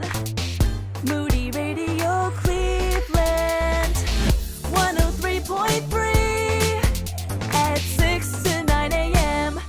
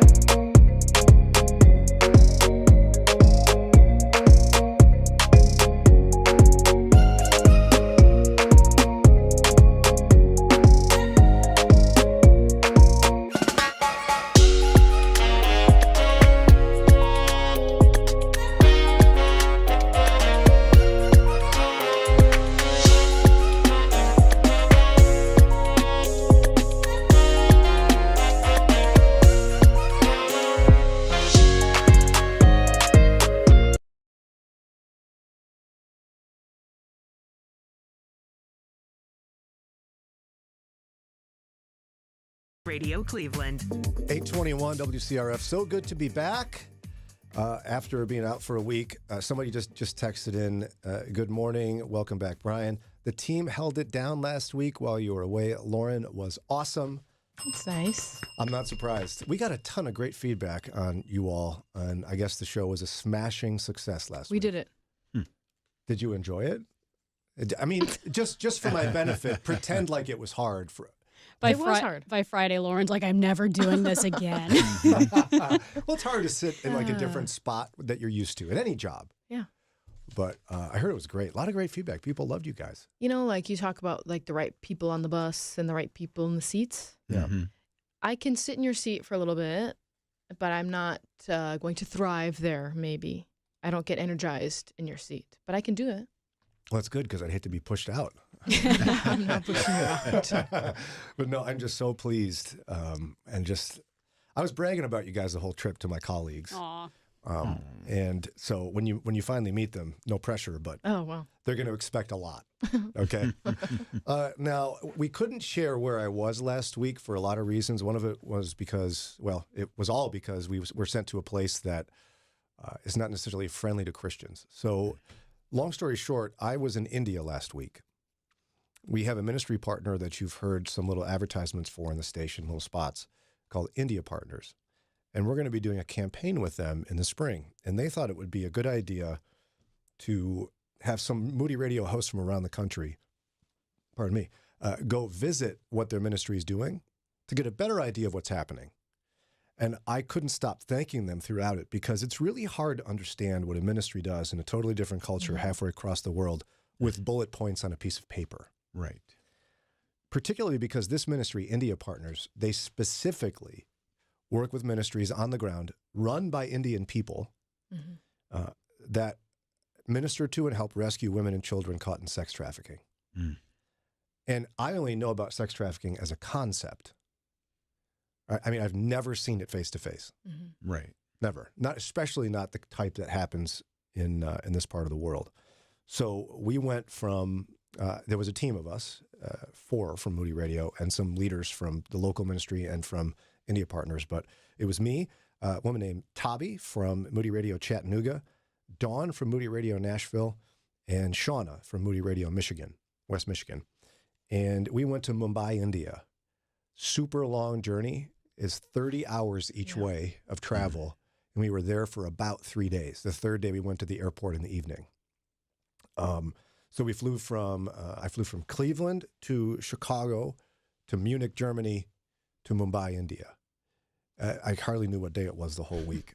And did you meet the other hosts in Chicago? Yes, which was a wonderful benefit to be able to travel with friends. I've known them for years.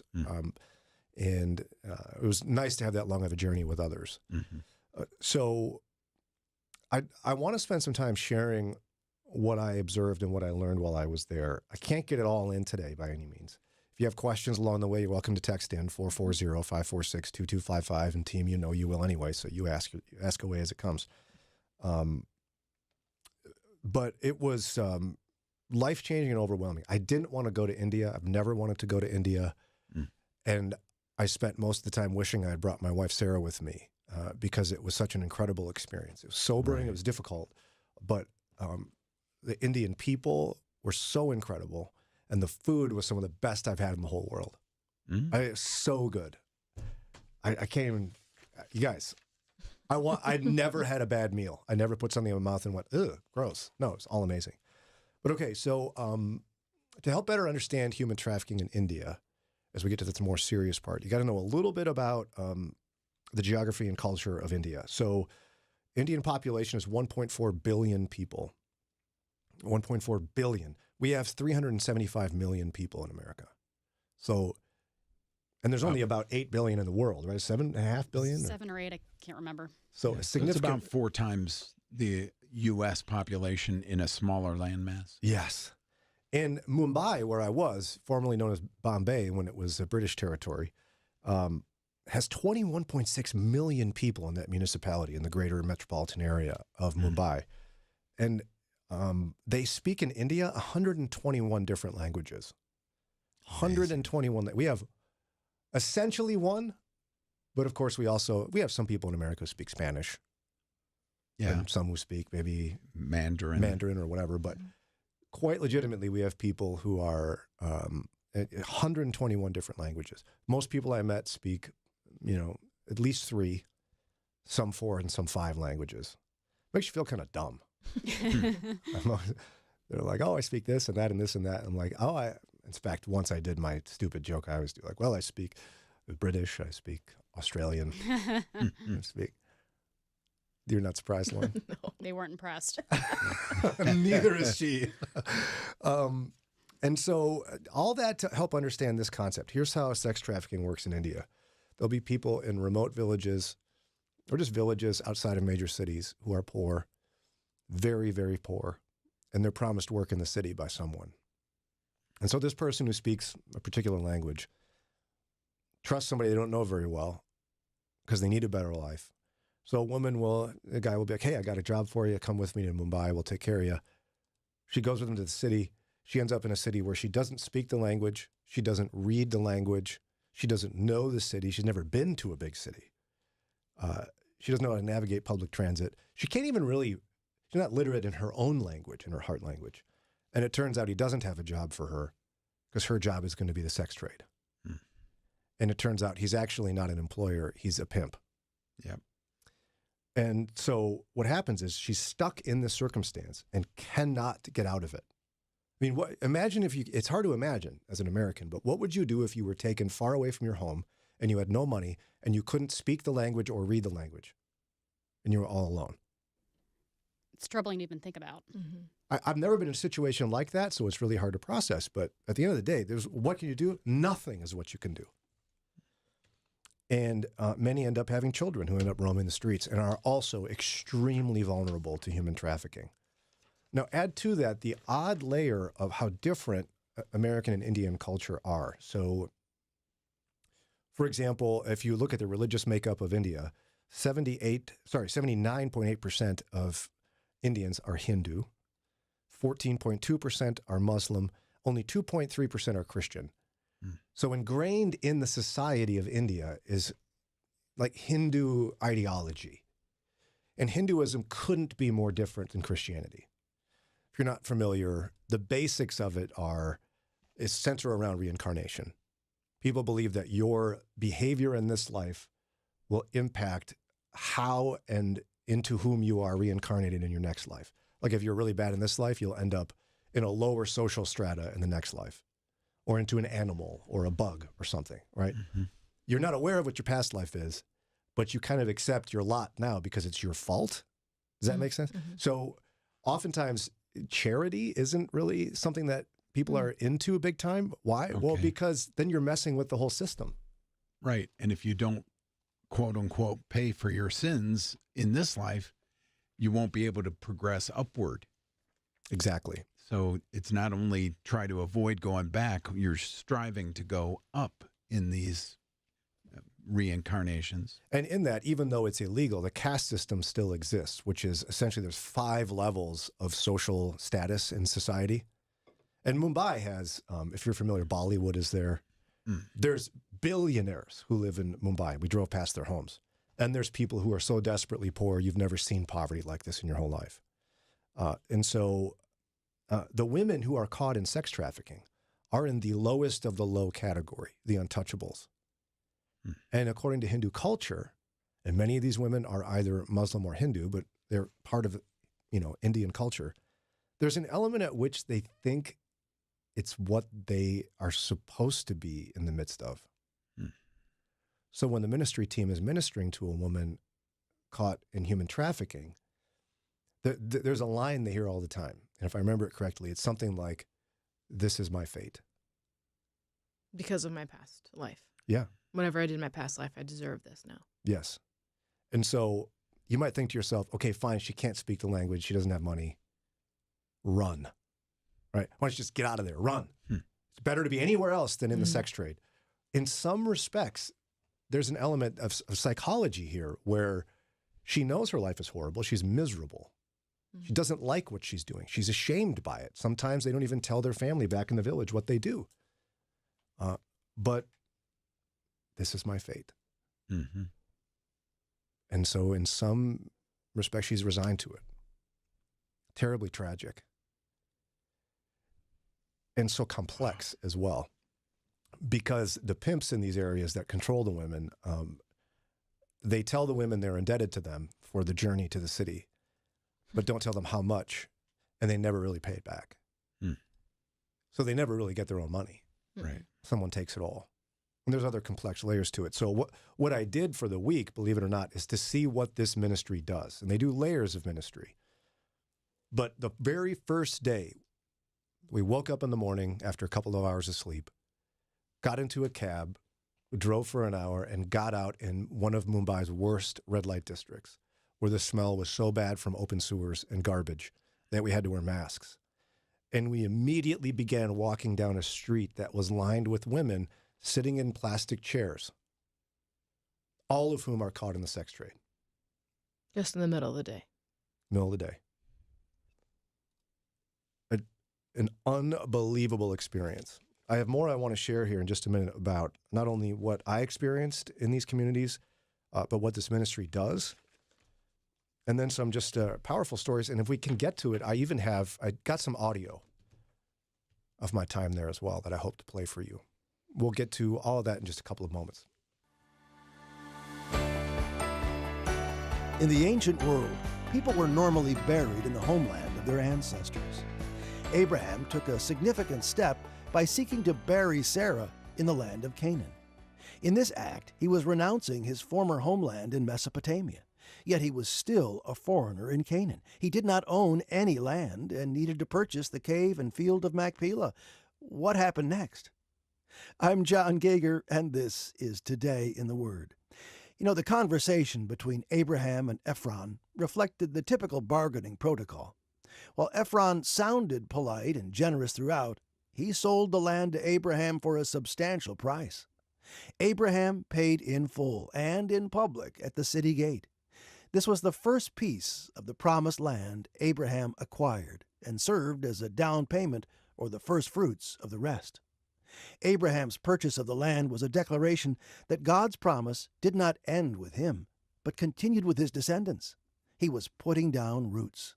This cave became the family burial plot where Sarah, Abraham, Isaac, Rebekah, Jacob, and Leah would all be buried.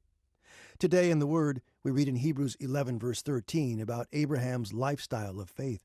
All these people were still living by faith when they died. God's promises are not exhausted by our lifespans. His promise of eternal life and a new heavens and a new earth require a resurrection.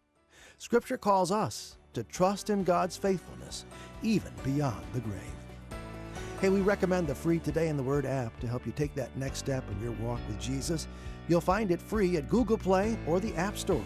A lot of cool features, so check it out, Today in the Word, at Google Play or the App Store.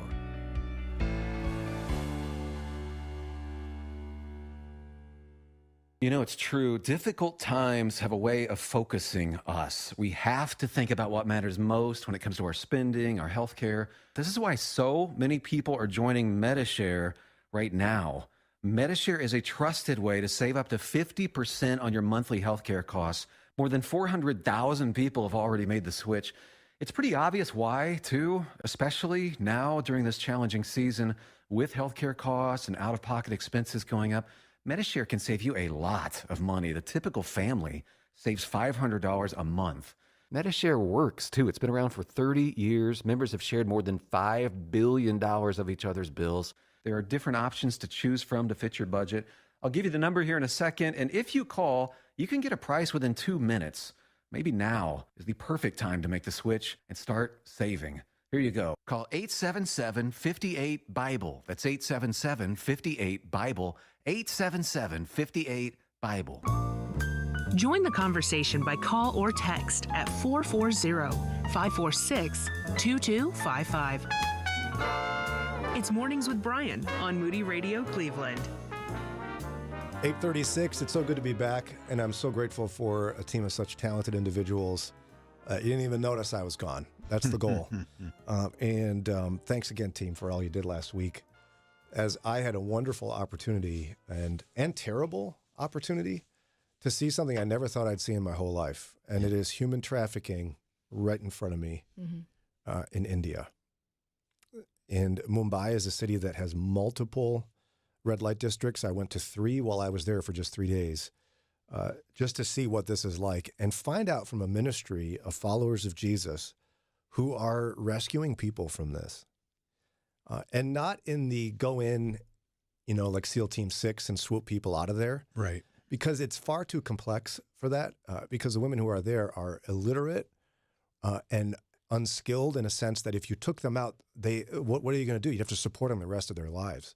And Christians are not welcome in India. There's only 2% of the population's Christian. And so if a bunch of Christians are taking people out of red light districts, people are going to get mad. Right. And the police won't support you. Correct. And so if you're just tuning in, I chatted about how we were able to go into some of these red light districts, and it was hard to even know where to look and what to feel because so much of it was so unlike anything I've seen before. I mean, to be in a street with open sewers and garbage everywhere and women for sale on each side sitting in chairs in a culture you've never been in with a language, like I still am spinning a bit. But the system is crazy. And I didn't bring this up earlier, where there's not just pimps that control the women who trick them in there and essentially own them, but they also, as any human will want, long for emotional connection. So there's some regular customers who become domestic partners of sorts for these women. And these men provide a dysfunctional type of emotional support, come regularly to visit her. And I'll just leave it at that. But they also abuse her and sell her. So, and take some of her profits. And so the pimps like when these guys are around because they provide some emotional support to a traumatized woman, so she's less of a hassle to deal with. So now you have a woman who is being taken advantage of by two people. And so I'm walking through the streets, and every time I see a guy, he's either a customer, a domestic partner, or a pimp. And that's hard to process. So there's 4 layers of ministry this team is doing. The first one is like a training center. And this is where we started, where we were brought inside and sat down, and they told us a little bit about what they do. And part of what they do is provide a place for women to go for health care, for respite, if they need it. But also, if they want to, they can come in and get training to become a professional in the textile industry, like sew, make bags and backpacks and things. And there's like an 8-week course they can enter. And when they finish it, they have a marketable skill. That was a really good question that was asked earlier, right, Daria? Yeah, someone on Facebook wants to know, so the women have these pimps and domestic partners that control them. How are they allowed to go to the ministry for help? This is where it gets more twisted and despicable and disgusting. But I asked that same question because I'm like, how can they allow this? Well, number one, the women, as you can imagine, being traumatized because some have 10 to 12 customers per day, end up having emotional outbursts and yell at the pimps and become difficult to deal with. And the pimps know that when they go to this place and come back, they're in a little bit better mood. And so they consent to it. And they say, yeah, go over there. You're bothering me. Get in there and come back and get to work. And I add another layer to that. They know that they will eventually lessen in their effectiveness in their work and their popularity in their work. And so they need them to, be busy, be out of their hair, those kind of things. And I think there's another layer, but I'm forgetting it at the moment. But it's a complex ideological issue, but they do let them be there. Oh, and okay, this is what I forgot. While prostitution is legal in India, being a pimp or owning or running a brothel are illegal. And so the pimps know that they're doing something that's not legal, and that this ministry, who they don't totally know it's a Christian ministry, that is doing this work in here, they know that if they cause too much disruption, the city might get involved and they could be arrested for what they do. Because you said the ministry has a decent relationship with the municipality? Yeah, decent. And there is somewhat of a ministry to the men as well, right? Yeah.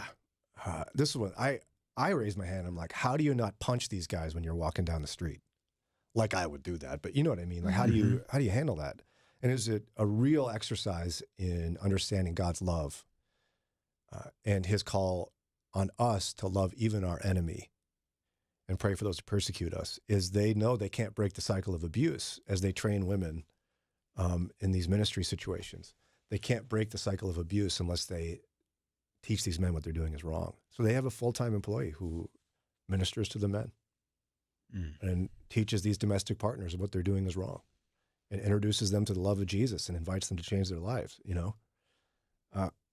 They also run something called, that are essentially education centers where the children who are born in the red light district are way behind in education, not cared for well. Their mothers are illiterate.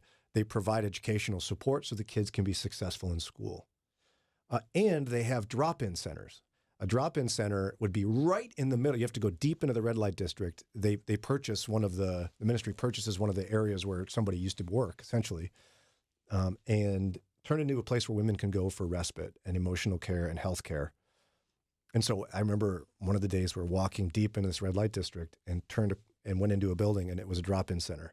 And there were 3 women just sitting there resting and getting support. Hard for me to even process what they're going to leave and go do when it was finished.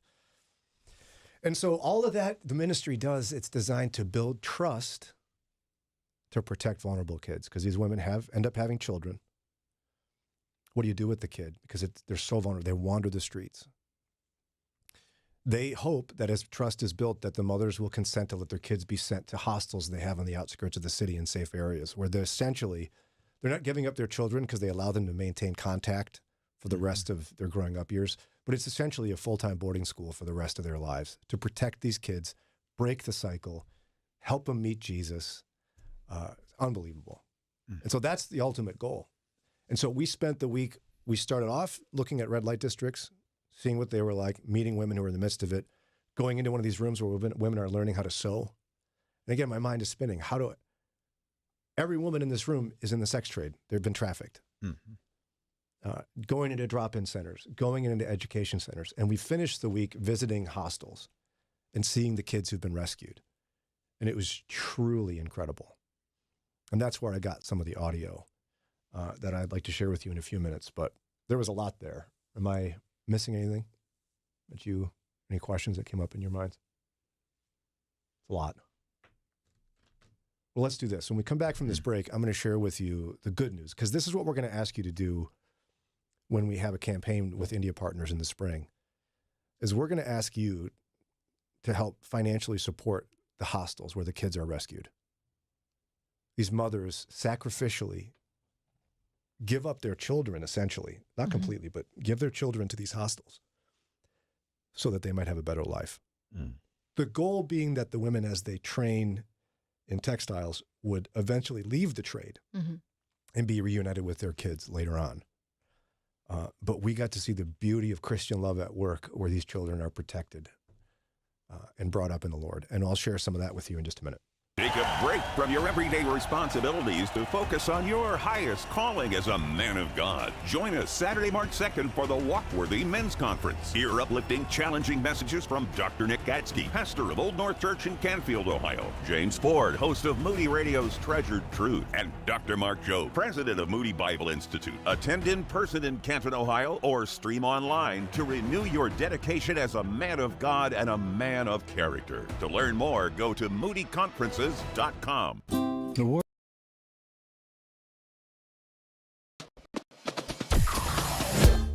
Mornings with Brian.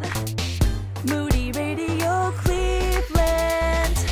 103.3 at 6 to 9 a.m.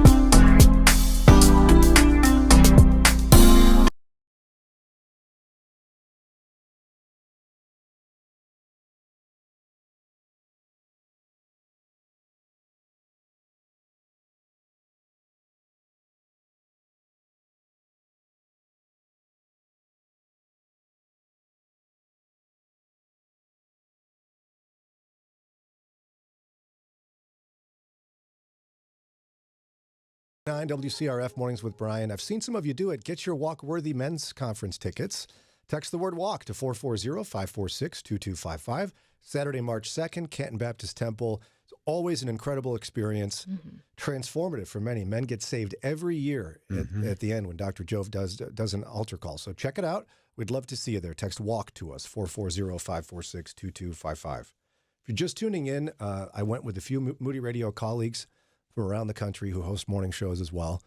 That we were sent by India partners to Mumbai, India.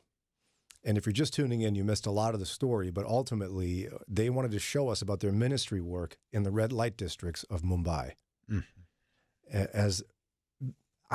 Every woman in the red light district was trafficked, human trafficking right in front of you, and the complexities of their work. But nonetheless, these women end up with children.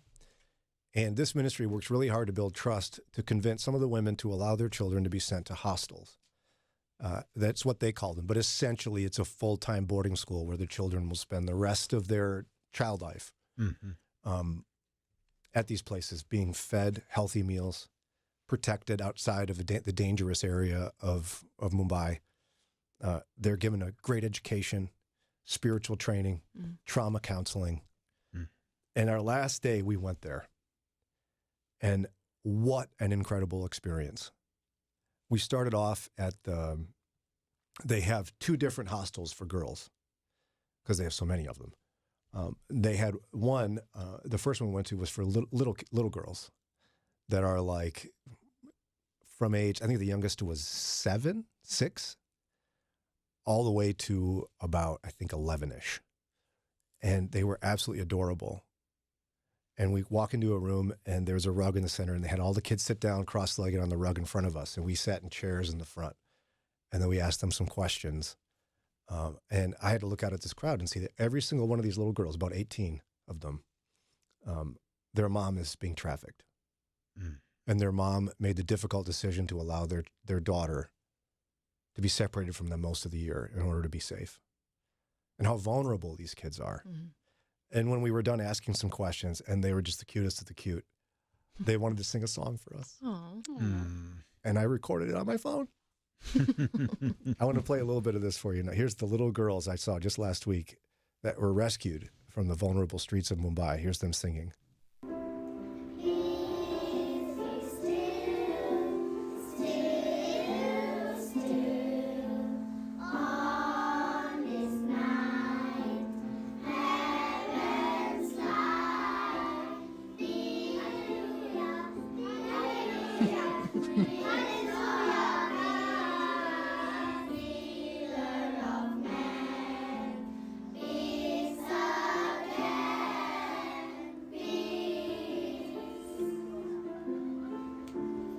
And isn't it beautiful? There's more, but we went from there. We saw the dormitories.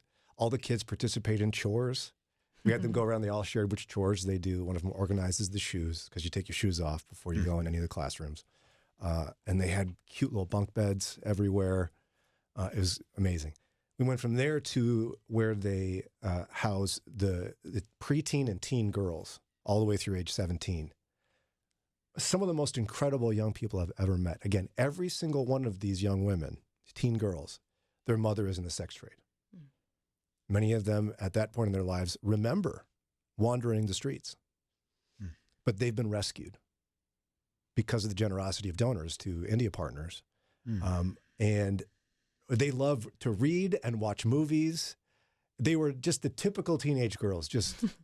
It was beautiful and hilarious and fun, and they wanted to not just sing for us, but they wanted to dance for us too. I can't play the videos online because we have to protect their identities. They're very vulnerable still, but they sang. They started off. They say, "We want to sing for you. We've prepared a bunch of things for you." One of them grabs a guitar, one of them sits at a keyboard, and they wanted to sing us a worship song in Hindi, which is the language of most of India, the common language. Nice. And I, of course, recorded it because I couldn't resist. Here's these teen girls singing a worship song in Hindi.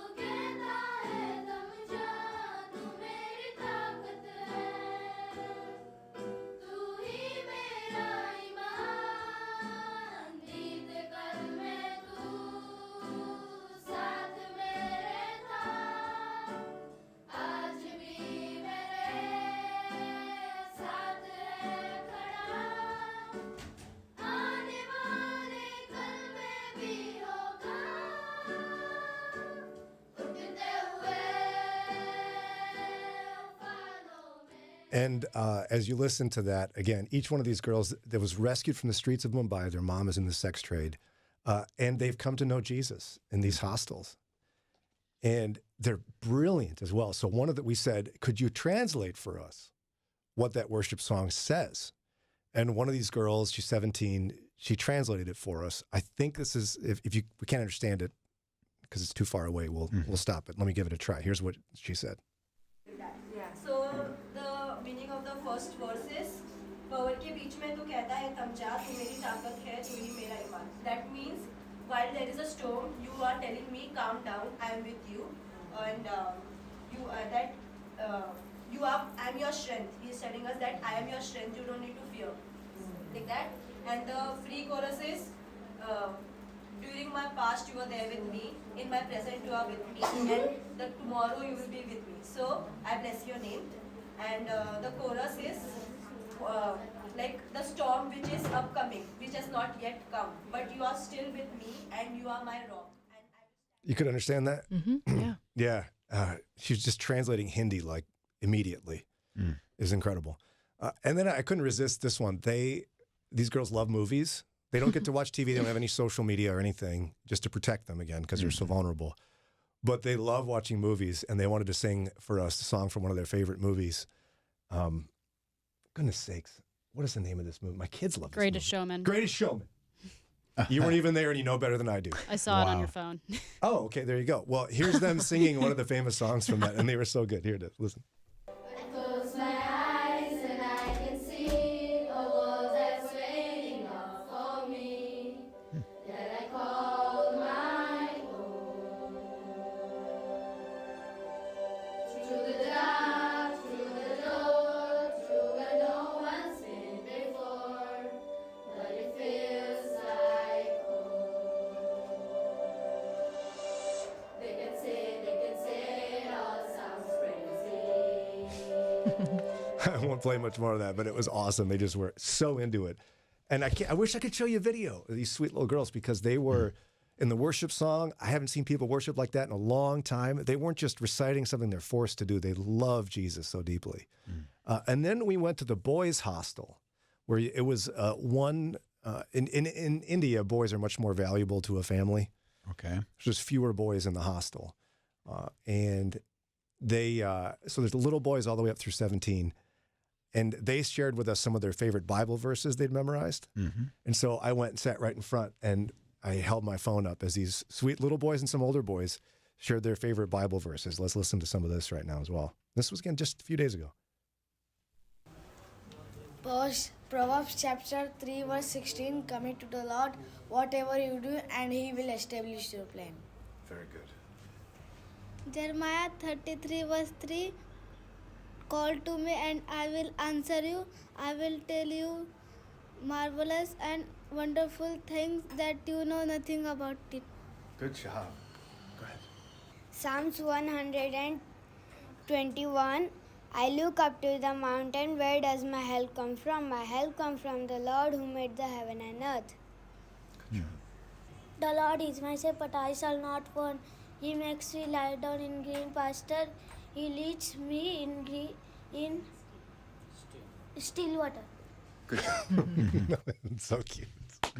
Oh, it was, they perfectly organized this trip for us where we saw the depths of human horrific depravity and women caught in sex trafficking, and brought us through the week as we saw hope build and then saw these children rescued from the streets of Mumbai where their mothers are being trafficked. And it was truly life-changing. There's more to share, and I will in the coming weeks and months, because a few months from now, we're actually going to ask for your support for India Partners, specifically to be sure these hostels are fully funded so these young people these babies can be protected from the streets, housed, clothed, and taught the gospel. So we'll tell you more about that in the days ahead. But thanks to those of you who prayed for me, and thanks to the team for all you did in my absence. Wish we had more time, but for now we got to run. We'll talk to you tomorrow because it's time for JD Greer to preach.